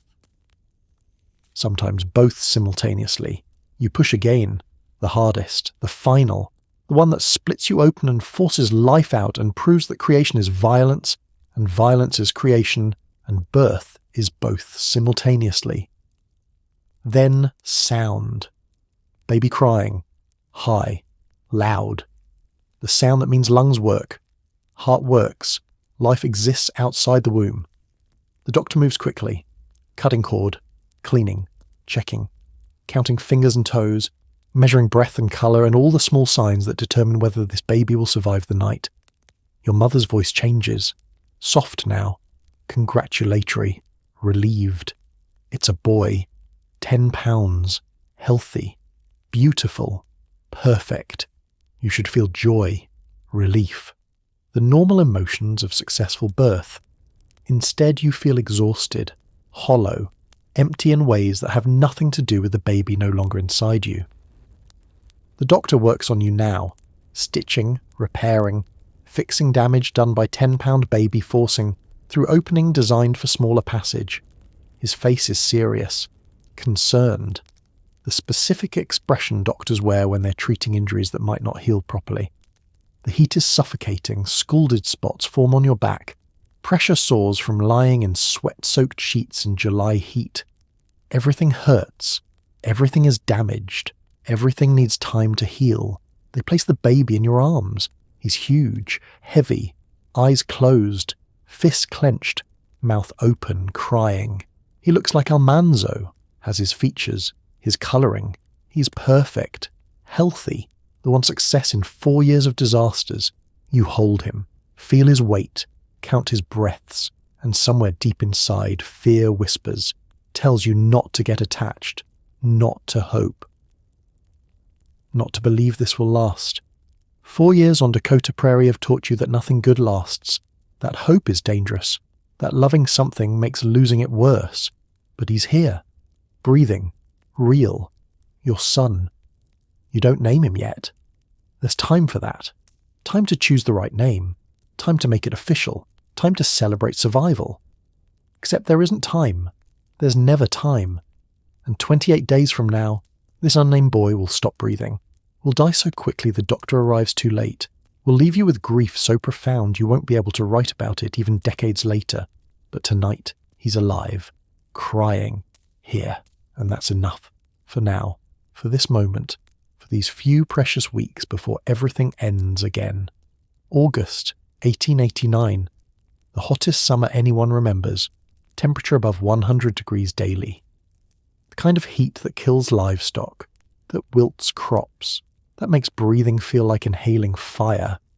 Your son is 28 days old, 4 weeks, almost a month. He's thriving, growing, nursing well, sleeping, waking, doing all the things healthy babies do. He's bigger than Rose was at this age, stronger, easier in some ways, harder in others because 10-pound babies require more milk, more energy, more everything. You still haven't named him. Keep meaning to. Keep discussing it with Almanzo. But nothing feels right. Nothing fits. So he remains unnamed. Just baby. Just boy. Just the son who looks like his father. Rose adores him. Wants to hold him constantly. Talks to him. Sings. Brings him dandelions and prairie grass. Shows him her treasures. Includes him in her games even though he's too young to respond. She's gentle. Careful. The way 2-year-olds sometimes are with new siblings, protective, proud. Almanzo watches him with something like wonder, like disbelief, like he can't quite accept that something good happened, that 4 years of disasters paused long enough to give him a son, someone to carry his name, someone to teach farming, someone to pass knowledge to. But the wheat is dying. Again. Hot winds blowing, drought continuing. The brief rain in June helped, gave false hope, made crops grow, but July brought heat, August brought worse heat, and the wheat that looked promising in June is brown and shriveled by August. 4th year of trying, 4th year of failure, the year of grace proving as cursed as the 3 before it. Maybe more cursed because now there's another mouth to feed, another person depending on harvest that won't come. You nurse the baby in the heat. Sweat running down your face, down your back, soaking your dress. The scalded spots from childbirth haven't fully healed. Still hurt. Still remind you that your body is damaged, that recovery takes longer when you're working, when there's no rest, when farm wives don't get to lay in bed for weeks after birth. Your mother visits when she can, brings food, helps with Rose, holds the baby so you can sleep, but she has her own house, her own work, her own life that doesn't pause because you're struggling. The baby fusses more lately. Not sick, just hot. Uncomfortable in August heat that makes everyone miserable. You try to keep him cool, dress him light, fan him, but there's no escape from heat that sits heavy. That presses down. That makes every movement feel like effort. Almanzo works what he can. The disability limits him, but he tries, tends livestock, maintains equipment, does sitting tasks, watches the wheat die and calculates debt against no income, figures how to feed 4 people on nothing, how to survive another winter with no harvest money, how to keep trying when trying accomplishes nothing. Rose plays outside in shade, finding cool spots, digging in dirt, making mud pies from precious water, living the frontier childhood that's equal parts freedom and danger. She's healthy, strong, the one success, the proof that sometimes children survive Dakota Territory, that sometimes luck holds. August 7th arrives, Wednesday evening. Normal day becoming abnormal. The baby seems fine, normal. Nothing to indicate catastrophe approaching, nothing to warn you, nothing to prepare you for what's coming. You're making supper. Simple food, what little you have. The baby is lying on blanket on floor. Rose is playing nearby. Almanzo is outside, checking animals, doing evening chores. The normal rhythm of farm life, the routine that makes days bearable. Then the baby makes sound, different sound, not crying, something else, something wrong. You turn, look. His body is rigid, stiff, convulsing, spasming. Movements that aren't voluntary, aren't normal, aren't anything you've seen before. You grab him. His eyes are wrong, rolled back, unseeing. His breathing is wrong, gasping, struggling. His colour is wrong, pale, turning blue. Everything is wrong. Everything is dying in front of you. You scream for Almanzo. He comes running, fast as he can with cane, sees the baby, sees your face, understands immediately, runs for the doctor. Moving faster than his legs should allow, desperate speed born from terror, you hold your son, try to help him, try to stop the convulsions, try to bring him back, but there's nothing to do. No medical knowledge, no intervention, no way to stop what's happening. Rose is crying, scared. She doesn't understand. She's 2. She just knows something terrible is happening, that her mother is frightened, that the baby brother she loves is dying. The convulsions stop. Worse than the convulsions, because stopping means his body giving up, means the fight ending, means death winning. His breathing slows, weakens, stops, just stops. One moment he's struggling, next moment he's gone, 28 days old, unnamed, dead in your arms while you watch helplessly. Almanzo returns, Dr. Hunter behind him, but they're too late. The doctor examines the baby, pronounces what you already know, dead. Cause, convulsions. Nothing could have been done. Nothing would have helped. Sometimes babies just die. Sometimes there's no reason, no explanation, no comfort. You sit holding your dead son, still warm, still looking like he's sleeping, except he'll never wake up, never cry, never nurse, never grow, never have a name. 4 years of disasters, hail, drought, fire, disease, disability, debt, and now this, the cruelest, the worst, the one that breaks something inside you that won't heal, can't heal, shouldn't heal because healing means forgetting and forgetting means betraying him. Your unnamed son who lived 28 days, who died so quickly you couldn't save him, who you'll bury tomorrow into Smet Cemetery. Who you'll barely mention in your manuscript decades later because some pain is too deep for words. Rose stops crying, comes close, touches the baby's hand, doesn't understand death yet. Too young. She'll learn soon enough. Dakota Territory teaches children about death early, teaches them that nothing is permanent, that love doesn't protect, that hoping is dangerous. The doctor leaves, offers condolences that help nothing. Almanzo sits beside you, silent. His face is empty, blank. The specific numbness that comes from suffering too much, from losing too often, from understanding that God doesn't listen and weather doesn't care and death takes what it wants. Night falls, you still hold the baby, can't let go, can't accept, can't move forward into a world where your son doesn't exist, where 28 days is all you get, where unnamed babies die for no reason and mothers can't save them. August 10th, Saturday.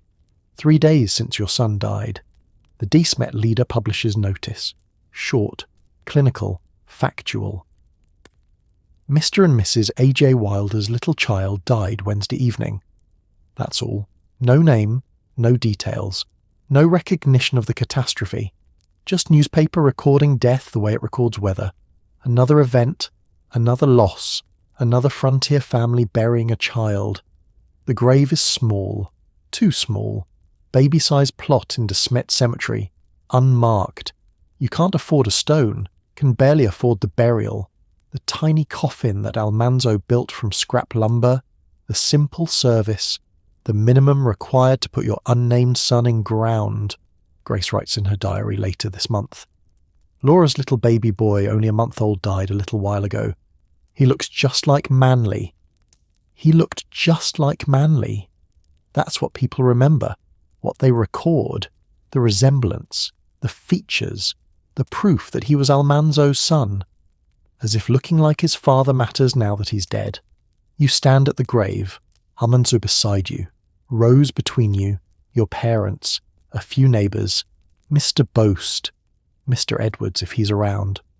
The small community of people trying to survive Dakota Territory together, trying to help each other through disasters that come relentlessly, without pause, without mercy. Reverend Brown speaks. Words about God's will, about heaven, about suffering having purpose, about babies being angels, the standard funeral script for infant death. The comforting lies people tell grieving parents because truth is too cruel. Truth is, your son died for no reason. Suffered convulsions that medicine can't prevent. Stopped breathing while you watched helplessly. Died because frontier life is brutal and babies die, and sometimes there's no explanation. No comfort, no justice. You don't cry, can't cry, cried for 3 days straight. Now you're empty, hollow. The grief is too big for tears, too profound for normal expressions of sadness. It sits inside you, heavy, permanent, a weight you'll carry the rest of your life. Almanzo's face is stone, blank. He's buried emotions so deep they don't show. 4 years of disaster have taught him, taught both of you. That showing pain doesn't help, doesn't change anything, just makes neighbours uncomfortable, makes people avoid you, makes grief become performance instead of private experience. Rose doesn't understand. She's 2. Death is abstract. She knows the baby isn't coming back, knows something sad happened, but the permanence escapes her, the finality. She'll ask about him later, wonder where he went. You'll explain death in simple terms, tell her the baby is with God. The same lie every parent tells, the same comfort that helps children sleep. The coffin is lowered. Small box containing smaller body, 28 days of life, 4 weeks of breathing, 1 month of existing. That's all. That's the entirety of his time on Earth. Born July 11th, died August 7th, buried August 10th. Beginning, middle and end compressed into single summer month. Dirt covers the coffin. The sound is final, permanent, the specific sound of burial, of Earth reclaiming body, of death winning again, of Dakota Territory taking another victim, another child who didn't survive frontier life. Another family learning that pioneer dreams cost more than money, cost children, cost hope, cost pieces of yourself you can't recover. You turn away, can't watch anymore, can't stand here while they finish filling the grave, can't stay at cemetery where your unnamed son will stay forever, alone, forgotten, just another small grave among many, another infant who died before living, another lost Dakota Territory barely notices. The wagon ride home is silent. No one speaks. What's there to say? Sorry doesn't help. Condolences don't help. Nothing helps. Time won't help. You'll carry this grief forward, through the fire that's coming, through leaving Dakota, through building new life in Missouri, through writing books decades later, through old age, through everything. You'll never speak his name because you never gave him one. Never quite decided, never made it official, and now it's too late. He's the unnamed boy, the son who died, the baby who looked like Manly. That's his identity. That's how he'll be remembered by the few people who remember at all. Rose won't remember him. Too young. By the time she's old enough to ask questions, he'll be family secret. The brother she never knew she had. The loss her parents don't discuss. She'll learn about him decades later, when she's adult. When she inquires about graves in De Smet Cemetery that need maintenance. Your parents knew, Almanzo's parents knew, but you never spoke of him, never shared the story, never processed the grief aloud, just buried it, deep, the way frontier families bury things they can't fix, can't change, can't survive if they dwell on, back at the tree claim house. The house that's worth $20 according to tax assessors, the house that will burn in 2 weeks, taking everything, photographs, possessions, the blankets the baby used, the clothes he wore, the physical evidence that he existed. But tonight the house is still standing. Tonight you walk into kitchen where 3 days ago he stopped breathing, where you held him while he died, where the baby blanket still lies on floor, where his smell still lingers, where evidence of his 28 days remains. You pick up the blanket, hold it, the last physical connection, the last proof.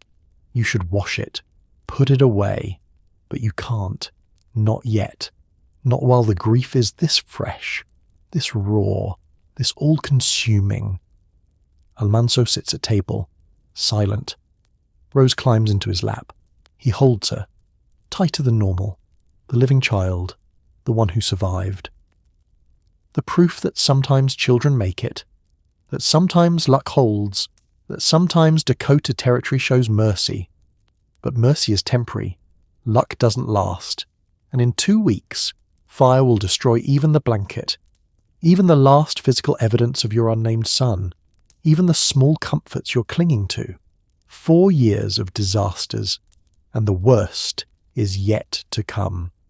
You're standing in the kitchen, August 1889, 2 weeks since you buried your son, maybe less. Time has lost meaning. Days blur together in grief that sits heavy. That makes breathing feel like work. Rose is at your feet, 2 years and 8 months old, playing with wooden blocks, talking to herself in the language toddlers use, half words, half sounds, complete sentences in her mind. She doesn't understand what happened, doesn't understand why Mama cries, why Papa sits silent, why the baby brother she loved disappeared. The stove is hot. August heat plus cooking fire makes the kitchen suffocating. Sweat runs down your back, down your face. Your dress sticks to your skin. You're making bread. The work continues regardless of grief. Livestock need feeding. Humans need eating. Farming doesn't pause for mourning. Almanzo is outside, tending animals, moving slowly.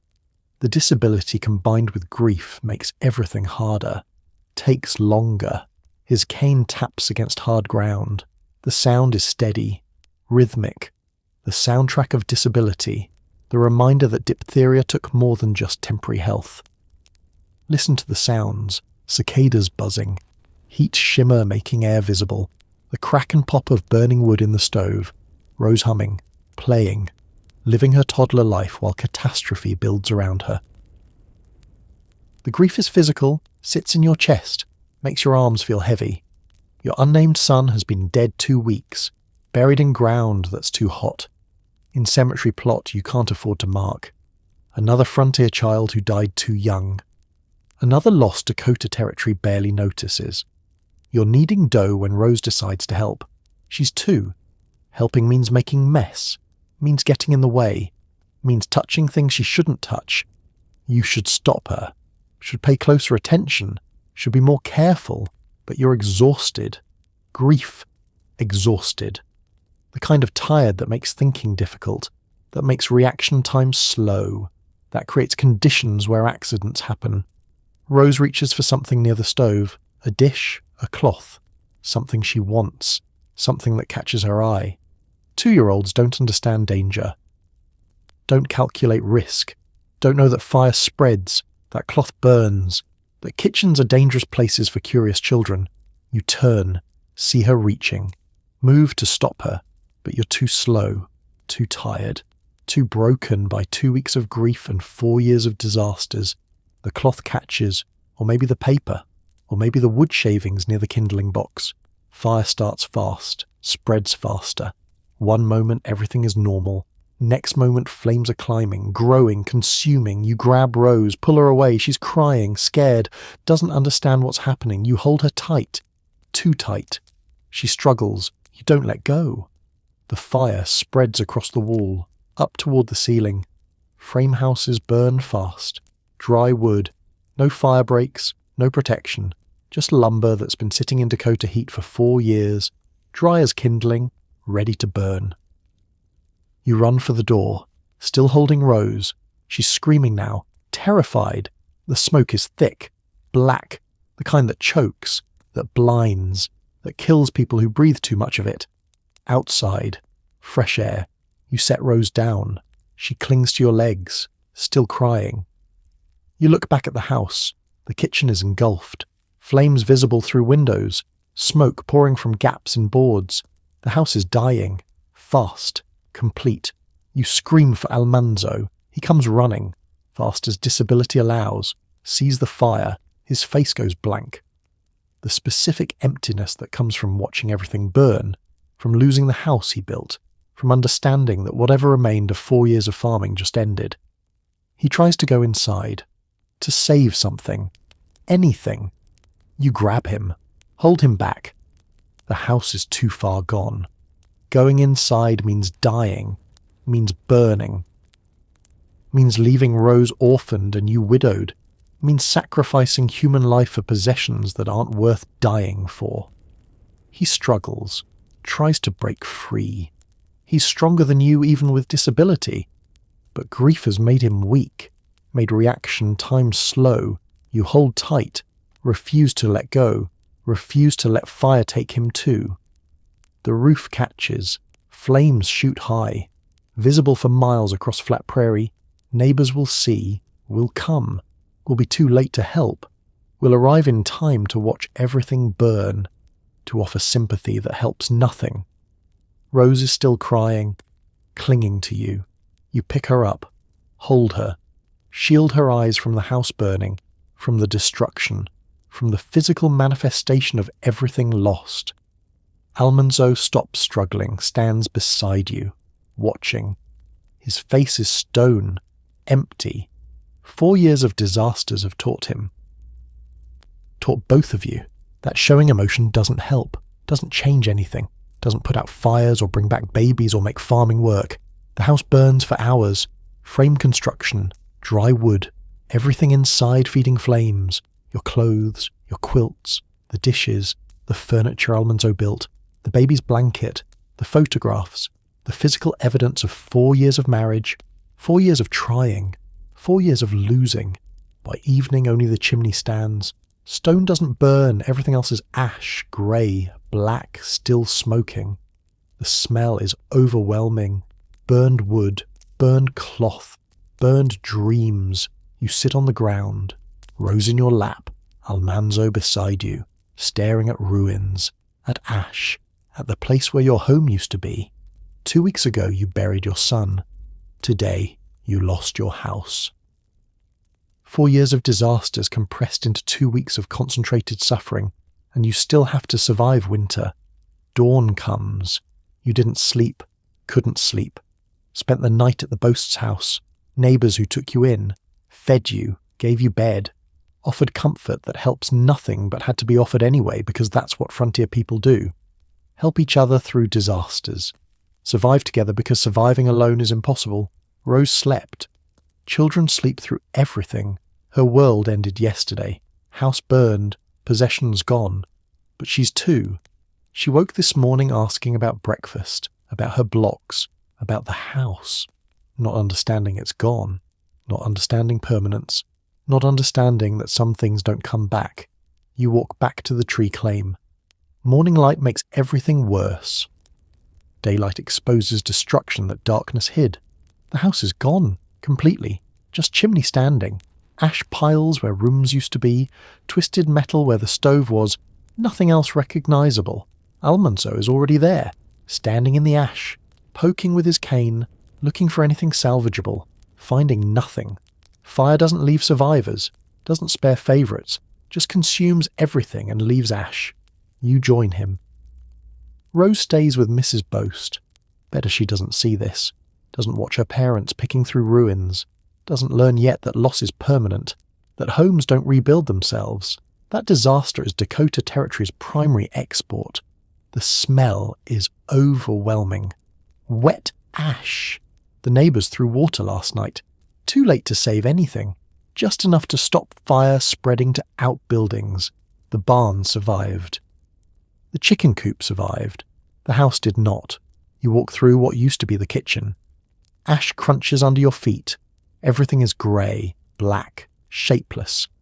The table where you ate meals, the chairs Almanzo built, the dishes, the cook stove partially recognisable but ruined, warped, broken, useless. The bedroom is worse. The bed frame is metal, survived but twisted, useless. The quilts your mother made, ash. The clothes, ash. The trunk with your teaching certificate, ash. Everything that proved you existed. That documented 4 years of marriage, gone. The baby's things, the blanket he used, the clothes he wore for 28 days, the physical evidence that he lived. Ash.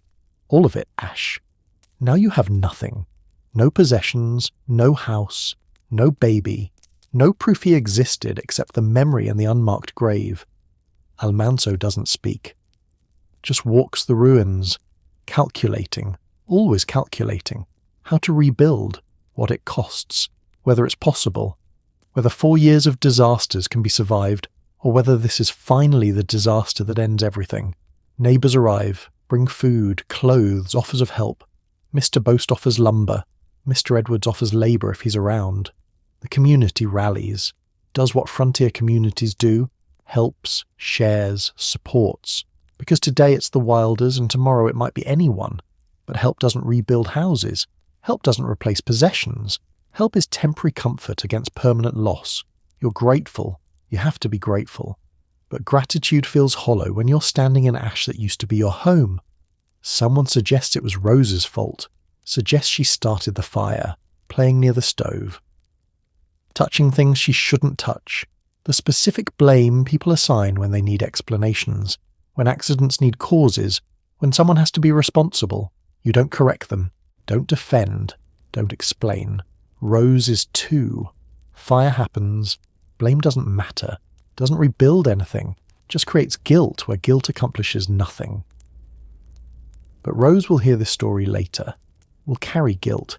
Will believe for years that she destroyed her family's home. That her childhood curiosity caused catastrophe. That she's responsible for disaster.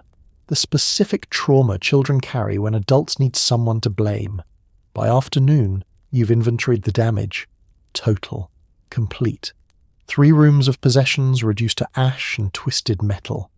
The house Almanzo built 4 years ago. The home where you married, where Rose was born. Where your son died. Gone. The tax assessor will value the replacement at $20. $20. That's what the crude shanty you'll build is worth. That's the objective measure of how far you've fallen. From frame house to $20 shanty. From hopeful newlyweds to destitute farmers with nothing. Almanzo starts planning. Always planning. Never quite accepting defeat. He'll build temporary shelter. 2 rooms. Crude. Just enough to survive winter. Just enough to meet minimum requirements for maintaining the claim. Just enough to prove you haven't abandoned. Haven't quit. Haven't admitted farming doesn't work. You listen. Nod. Go along. What choice is there? Winter comes regardless of whether you're ready. Regardless of whether you have shelter. Regardless of whether you've suffered enough. Weather doesn't care. Climate doesn't pause. October will bring cold. November will bring snow. December will be deadly if you're not inside something. So you'll build shanty. Live in it. Pretend it's acceptable. Pretend 4 years of disasters haven't destroyed you. Pretend you can survive 1 more winter. 1 more season. 1 more year of trying. The sun sets.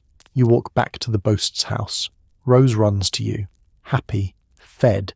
Playing with their children. Innocent. unaware that her life just got much harder, that poverty just deepened, that the next months will be survival. Nothing more, just surviving, just breathing, just continuing to exist because stopping isn't option. That night, lying in borrowed bed wearing borrowed nightgown, you count the losses. 4 years of farming, hail, drought, diphtheria, disability, dead son, burned house. The complete destruction of everything you built, everything you tried, everything you sacrificed, and you still owe debt, still have mortgage, still have creditors waiting for money you don't have, from harvest that failed, from house that burned, from life that imploded. 4 years ago you married in black dress. Bad luck, people said. They were right. September 1889. You're living in a shanty. 2 rooms. Crude construction. Lumber from neighbours. Borrowed nails. Almanzo's labour supplemented by help from men who pity you, who understand disaster, who know that today it's the Wilders and tomorrow it might be them. The shanty is 12 feet by 14 feet, divided into 2 rooms, kitchen, bedroom, that's all. No sitting room, no space for living, just minimum shelter, just enough to survive. Just proof you haven't abandoned the claim. Tax records will document this. House value, $20. Personal property, $317. That's everything you own in the world.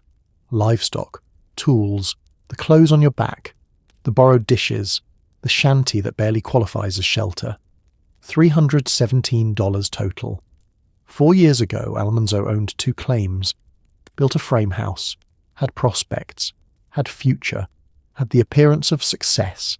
Now he's 31 years old, disabled, bankrupt, living in $20 shanty with wife and daughter, farming land that refuses to produce, owing debts that can't be paid.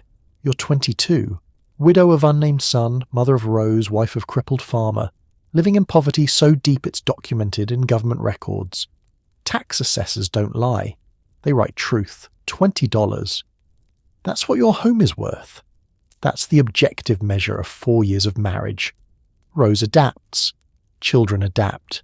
She plays in the shanty, doesn't complain about the smaller space, the crude walls, the dirt floor and kitchen, the lack of windows. She's 2. She doesn't remember the frame house, doesn't remember before the fire, just accepts this as normal. But you remember. Remember the house Almanzo built. 3 rooms in a row, frame construction, real floor, glass windows. It wasn't mansion, it wasn't luxury, but it was home, real home. Now you have shanty, temporary shelter pretending to be permanent. The wheat is dead. Again. Hot winds in July killed it. Drought continued through August. The fire destroyed any remaining hope. You'll harvest nothing this year, earn nothing, pay nothing, just accumulate more debt, more interest. More obligation. Almanzo sells the sheep, the flock he and Peter Ingalls raised, 220 sheep, sold to Pearson and Cooley, livestock dealers. The sale brings cash, not much, enough to pay some debt, enough to buy food for winter, enough to survive a few more months. But selling sheep means selling future income, means eliminating diversification, means returning to complete dependence on wheat farming that hasn't worked in 4 years, that shows no signs of working. That requires optimism you no longer possess. You don't argue, don't protest, don't point out the obvious. What's the point? Money is money, debt is debt, survival is survival. The sheep sale buys time, that's all. Just time, just extension of suffering, just postponement of inevitable. Winter approaches, October brings cold, the shanty has gaps in the walls. Wind blows through, you stuff rags in cracks, hang quilts borrowed from Ma, try to create warmth in space designed for minimum shelter, try to keep Rose warm, try to survive. Rose gets sick, not deadly sick, just child sick. Cough. Fever. The kind of illness children get. But in $20 shanty in Dakota winter, child sickness is frightening. You have no money for doctor, no savings for medicine, just home remedies. Prayer. Hope that her body fights hard enough. She recovers. Children usually recover, but the fear doesn't leave. the understanding that poverty makes everything dangerous, makes simple illness potentially deadly, makes frontier childhood precarious even for healthy children in warm houses, let alone sick children in shanties. Almanzo's parents visit. Maybe Christmas 1888, maybe early 1889 before the fire. The timeline blurs, but they come. See the conditions, see Rose, see Almanzo's disability, see your poverty. Their horror is visible, faces showing shock, disgust, fear for their son, for their granddaughter, for the family living in circumstances no one should endure. They invite you to Spring Valley, Minnesota, their farm. Come next spring. Rest, recover. Leave Dakota Territory. Leave the cursed land that's taken everything. Come somewhere safe, warm, prosperous. Somewhere that isn't actively trying to kill you. You want to accept immediately. Want to pack Rose and leave tonight. Want to abandon the shanty and the debt and the dead wheat and the unmarked grave and everything Dakota Territory represents. Want to run, escape. Survive somewhere that survival doesn't require miracles. But Almanzo hesitates, still believes, still hopes. Still thinks next year might work, that 4 years of disasters don't predict 5th year, that luck turns, that weather improves, that farming works if you just persist long enough. You're too exhausted to argue, too broken to fight, too defeated to care whether you stay or leave or burn with the next fire. You agree to whatever he decides. Spring Valley, Dakota Territory, Missouri, anywhere, nowhere. It doesn't matter. Nothing matters except Rose surviving. Everything else is negotiable.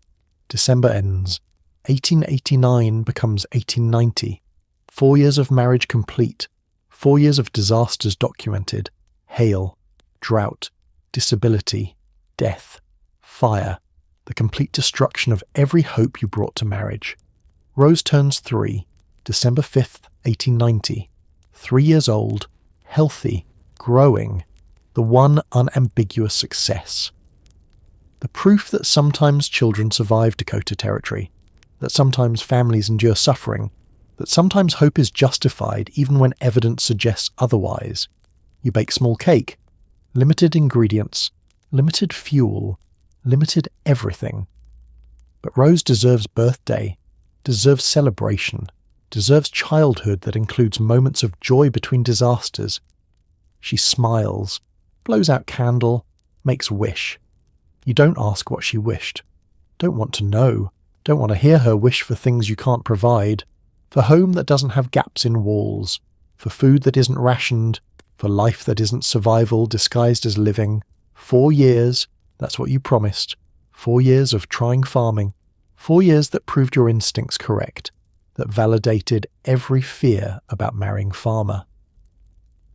That taught lessons written in ash and debt and unmarked graves. Next spring you'll leave, go to Spring Valley, then maybe somewhere else, anywhere that isn't Dakota Territory, anywhere that doesn't take everything you have and demand more. 4 years is enough, more than enough. You've paid your dues, kept your promise, tried farming, it doesn't work. Time to admit defeat, time to leave, time to survive somewhere survival doesn't require losing everything. You're standing on a train platform, De Smet, Dakota Territory, August 1890, 5 years after your wedding. Rose is beside you, 3 years old, excited, talking about the train, about adventure, about going somewhere new. She doesn't understand you're fleeing, escaping, running from land that tried to kill you. Almanzo is loading the trunk. One trunk. That's all you own. Everything that survived the fire, everything you've accumulated since. Borrowed clothes, a few dishes, Rose's toys, the possessions of people who lost everything and haven't recovered, who won't recover, who are leaving before Dakota Territory takes what's left. The train ticket cost money you don't have, borrowed from his parents, added to debt that never stops growing, debt you'll carry forward, into Minnesota, into wherever comes next, into the future that has to be better than the past because worse isn't survivable. Listen to the sounds, train whistle, steam hissing, people talking, normal sounds of departure. But this isn't normal departure, this is retreat. Surrender. Admission that 5 years of trying accomplished nothing except loss, except grief. Except proof that your instincts about farming were right all along. Your parents are here, saying goodbye. Ma's face is relieved. She's watched you suffer for 5 years, watched disasters pile up, watched you bury a son, watched your house burn. She's glad you're leaving, glad you're escaping, glad Dakota Territory won't get another chance to kill you. Pa's quieter. He understands. He's failed at farming too, multiple times, multiple places. He knows what defeat tastes like, what leaving feels like, what it costs to admit that hard work isn't enough, that faith doesn't make rain fall, that trying doesn't guarantee success. Rose hugs them, says goodbye without understanding permanence, without knowing this might be last time she sees her grandparents, without the weight of adult goodbye. She climbs aboard, excited. Ready for adventure, you follow. The train car is crowded, immigrants, homesteaders, people moving for work, for family, for hope. Some are leaving like you, fleeing failure. Others are arriving, chasing dreams that Dakota Territory will crush. The cycle continues. People come, people leave, land doesn't care, the train moves, De Smet disappears, the prairie rolls past, grass, sky, emptiness, the landscape that defined 5 years, that contained more suffering than most people experience in lifetimes, that holds unmarked grave you'll never visit again, your unnamed son staying in Dakota Territory forever while you escape. That guilt sits heavy, leaving him, abandoning his grave. The mother who couldn't save him now can't even tend his burial plot, can't plant flowers, can't mark the spot. Can't do anything except carry guilt forward into whatever comes next. Almanzo sits beside you, silent, his cane between his knees. The disability is permanent now, 2 years since diphtheria. No more improvement, this is as good as it gets. Partial paralysis, permanent limp, reduced capability. The strong young farmer gone, replaced by disabled man who failed at the one thing he knew how to do. The train ride takes 2 days. Rose entertains herself, looks out windows, talks to strangers. Children adapt, make friends, find joy in circumstances adults find miserable. You're grateful for her resilience, her innocence, her ability to be happy despite everything. Spring Valley, Minnesota arrives. Your in-laws meet you. James and Angeline Wilder, faces showing concern, pity. The specific expression people wear when they see family members who've fallen far, who've lost everything, who need rescue. Their farm is prosperous, real prosperity, not struggling, not surviving, actually succeeding. Frame house, painted, multiple rooms, gardens, livestock. The evidence that farming works in places where rain falls, where hail doesn't destroy crops annually, where weather occasionally shows mercy. You move into their house, temporary arrangement, just until Almanzo recovers fully, until he regains strength, until you can afford your own place. The story you tell, the hope you pretend to have, the lie that makes charity feel like temporary help instead of permanent dependence. Rose thrives, space to run, cousins to play with, food that isn't rationed, security that wasn't possible in Dakota Territory. She gains weight, laughs more, becomes child instead of survivor. You watch her transform, realize how much suffering she witnessed, how much she normalized, how much childhood she lost. Almanzo helps his father. Light work, what disability allows. He tries, wants to contribute, wants to prove he's not completely useless. But the comparison is brutal. His brothers work full days, handle heavy labour, do everything Almanzo used to do, everything he can't do anymore. The inadequacy builds, festers, creates tension that didn't exist before, or maybe existed but was buried under disaster. Under survival mode where marriage is partnership against catastrophe instead of relationship between people. But Spring Valley is safe, prosperous, No disasters to unite against, just normal life, where disability matters, where comparison is constant. Where Almanzo's limitations are visible, obvious, impossible to ignore or normalize, you work in the house, help Angeline, cook, clean, care for Rose. The work is easier, better supplies, better equipment, better everything. You should be grateful. You are grateful. But gratitude feels complicated when charity comes from in-laws who pity you, who judge Almanzo, who wonder why their son failed when farming works for them. Summer passes, autumn arrives. You've been in Spring Valley 6 months, maybe more.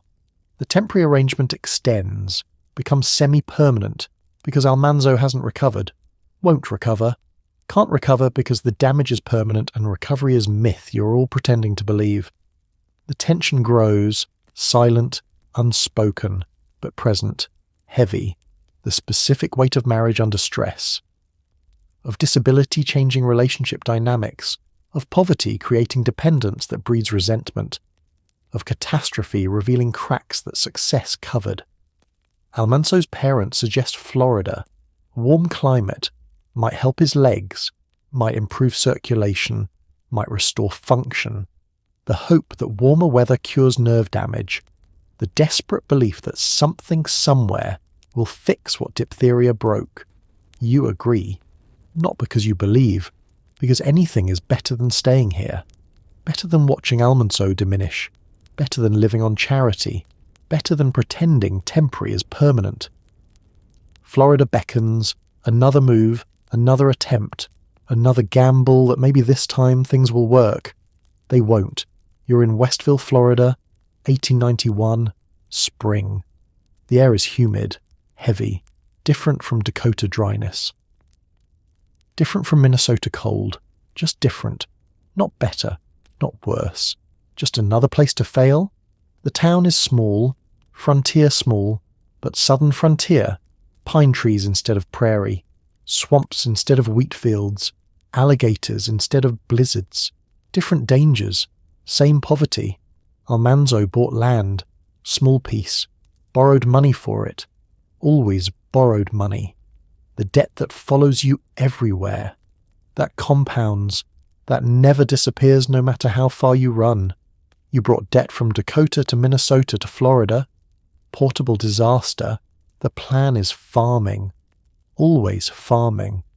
Because farming is what Almanzo knows, what he believes in, what he refuses to abandon despite 5 years of proof that he's wrong. That farming doesn't work, that his body can't do it, that climate doesn't matter when capability is limited. You plant crops.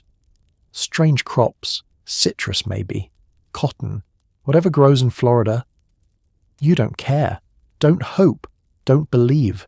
Just go through motions because what else is there? You're 24 years old, already exhausted, already certain that nothing good lasts, that hoping is stupid, that survival is the only victory and sometimes survival feels like punishment. Rose is 4. She likes Florida, likes the warm, likes the strange animals, likes exploring new environment. Children adapt, find wonder in places adults see only as next location to fail. You're grateful for her optimism, her innocence, her ability to be happy when you've forgotten how. But Florida is hard, different hard. The humidity makes everything damp. Mold grows, mosquitoes swarm. Diseases you've never heard of exist here. Yellow fever, malaria. The southern illnesses that kill just as effectively as northern blizzards, just with fever instead of cold. Almanzo's legs don't improve. The warm climate doesn't help, doesn't restore function, doesn't cure nerve damage. Because nerve damage isn't cured by weather, isn't fixed by location, is permanent regardless of temperature or humidity or desperate hope. The farming fails. Of course it fails. Farming always fails. Almanzo can't do heavy labour. You're exhausted. Rose is too young to help. The combination is insufficient for frontier farming, for breaking new ground, for building farm from nothing in unfamiliar climate with unfamiliar crops. By summer, you're done. Finished. Defeated. Again. 1 year in Florida proves what 5 years in Dakota proved. That farming doesn't work. That Almanzo's disability matters. That moving doesn't solve problems, just relocates them. You sell the Florida land, take loss, add to debt, pack the trunk again.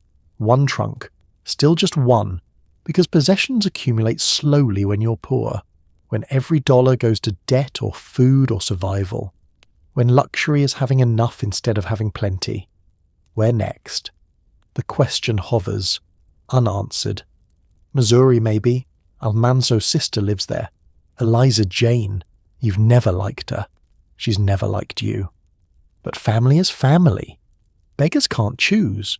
Desperate people accept help from people they don't like. The train ride to Missouri is quiet. Rose sleeps. Almanzo stares out window. You watch both of them. Your family, your responsibility, your life that doesn't resemble anything you wanted, anything you hoped for, anything the black dress wedding promised. 6 years of marriage, 6 years of disasters, Dakota Territory, Spring Valley, Florida, 3 locations, same failure, same poverty, same understanding that something is fundamentally broken and geography won't fix it. Mansfield, Missouri, August 1894, 4 years since leaving Dakota, 4 years of wandering, 4 years of failing in different locations, 4 years of marriage held together by Rose, by obligation, by the lack of better options. You buy land with Almanzo's parents' money, $100 down payment, $400 borrowed, rocky land, 40 acres, trees, hills, different from Dakota Flat, different from Florida swamp, just different. Another place to try, another location to fail. The house is log cabin, 1 room, crude, not even as nice as the $20 shanty, but it's yours, owned outright. Eventually, after 20 years of payments, after decades of debt service, after a lifetime of working to pay for land that's barely farmable, Almanzo names it Rocky Ridge Farm. Optimistic name, hopeful name, the name of man who still believes, who hasn't learned, who thinks this time will be different despite 12 years of evidence suggesting otherwise. You plant apple trees, one by one, year by year.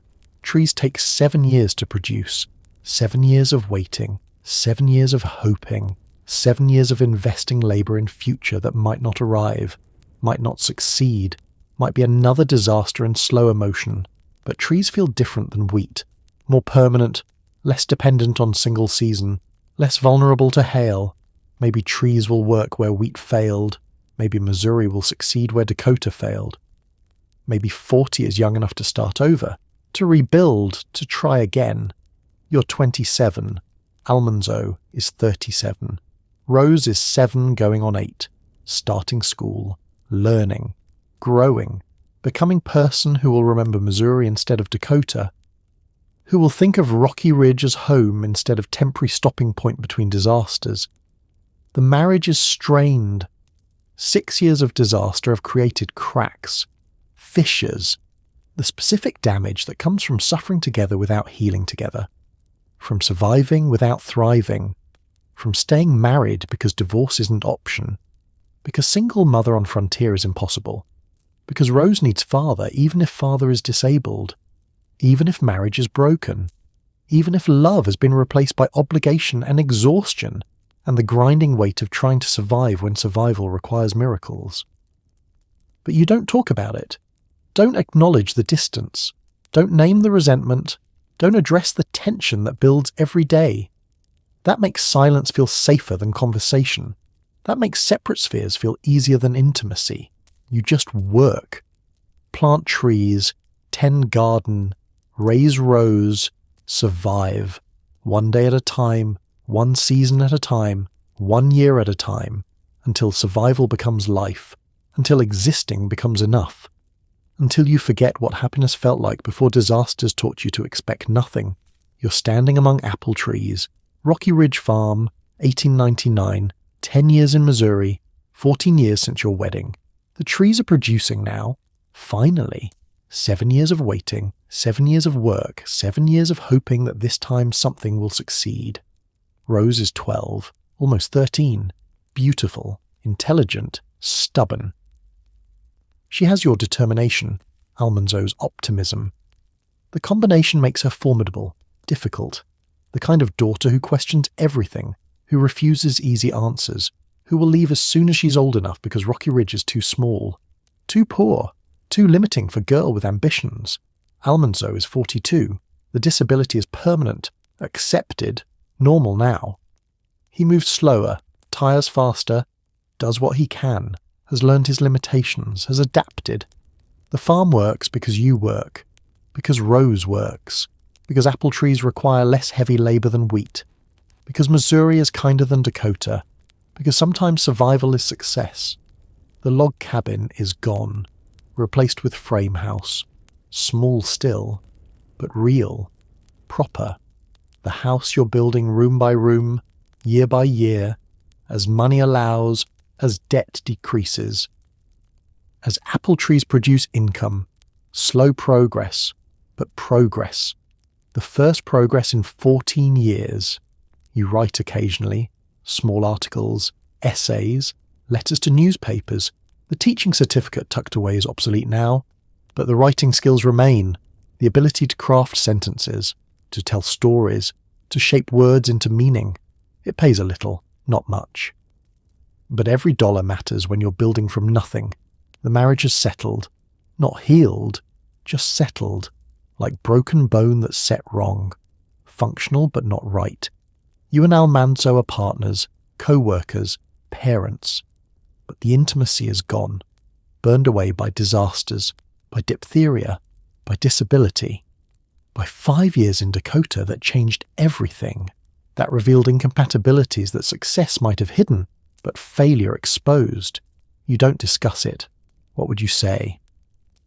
That his disability frustrates you, that watching him struggle makes you angry, that you resent carrying more weight, that the strong farmer you married is gone and grief for that loss sits heavy, that sometimes you wonder if you should have left, should have taught school, should have chosen differently. You can't say those things, can't admit them, can't voice the resentment because voicing makes it real, makes you cruel, makes you the wife who blames disabled husband for disability he didn't choose, for disease he couldn't prevent, for suffering he didn't deserve. So you stay silent, work hard, raise Rose, build the farm, survive. The marriage continues. Not happy, not passionate, just continuing, functional, adequate. The specific accommodation people make when divorce is an option, and love has been replaced by duty.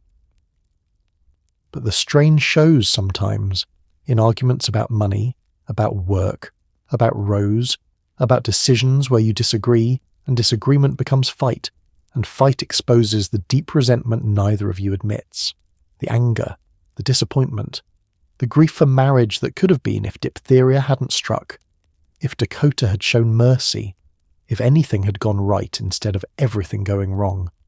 Almanzo feels it too.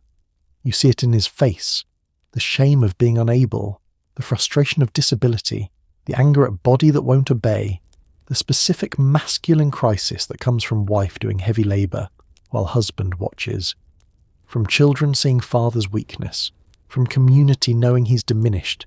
He compensates, works harder than he should, pushes past pain, proves he's still useful, still capable, still man. The performance is exhausting for him, for you watching, for Rose caught between parents who love each other but don't like each other much, who stay married because staying is easier than leaving, because Rose needs both, because Frontier doesn't accommodate single mothers or divorced women. The apple harvest is good. 1899 brings profit, real profit, not survival money, not debt payment money, actual profit that can be saved, invested, used to improve. The first financial success in 14 years of marriage. You should celebrate, should feel relief, should experience joy. Instead, you feel empty, hollow. like success came too late, after too much suffering, after the marriage already broke, after intimacy already died, after you learned not to hope because hope is dangerous. Almanzo seems lighter, happier. The success validates him. Proves farming works, proves persistence pays, proves 14 years of trying wasn't wasted. He sees vindication.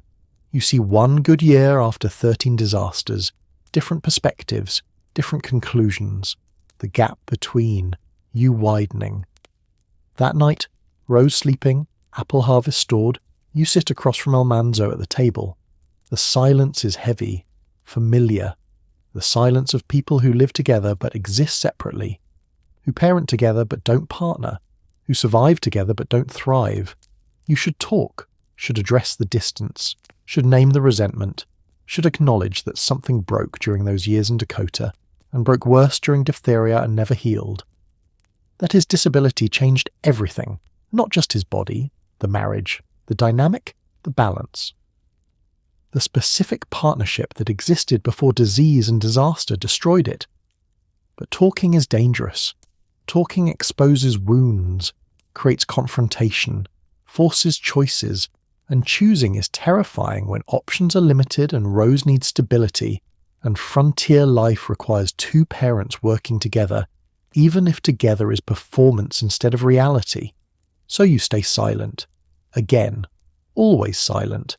The pattern that defines your marriage, the coping mechanism, the survival strategy.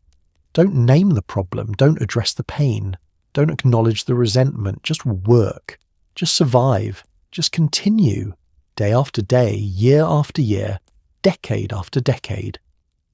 Until one day Rose asks why you and Papa don't laugh together anymore, why you sleep in separate rooms, why the house feels tense even during good times, and you'll have to answer. Have to explain, have to tell the story of how diphtheria paralyzed Almanzo and nearly destroyed your marriage. But that's another story. The story of marriage under strain, the story of disability changing relationship dynamics, the story of resentment building, of intimacy dying, of love surviving even when happiness doesn't. The story of how you almost left, how close you came to choosing differently, how a disease in 1888 created marital crisis that lasted decades. The story of two people who survived disasters together but couldn't survive peace, who worked well in crisis but struggled in calm, who loved each other but couldn't live together happily, who stayed married because leaving was harder. That story needs telling, needs examining, needs honesty you couldn't manage while living it. But sitting here in 1899, apple harvest stored, Rose sleeping, Almanzo across from you in heavy silence, you just know something is broken, something fundamental, something that disaster exposed and peace revealed. The marriage survived Dakota Territory, survived diphtheria, survived dead babies and burning houses and grinding poverty, but survival isn't victory. And sometimes the hardest disasters are the ones that don't kill you, the ones that leave you alive but changed, together but separate, married but alone. Sometimes surviving is just the beginning of the real struggle, the one that happens after, when crisis ends and normal life exposes the damage, when disability becomes permanent, when resentment builds, when marriage becomes obligation instead of choice. That's the story nobody tells, the story hidden in silence. The story of how diphtheria in 1888 created marriage crisis that nearly destroyed everything else that fire and hail and death couldn't touch. And that story, that's what comes next.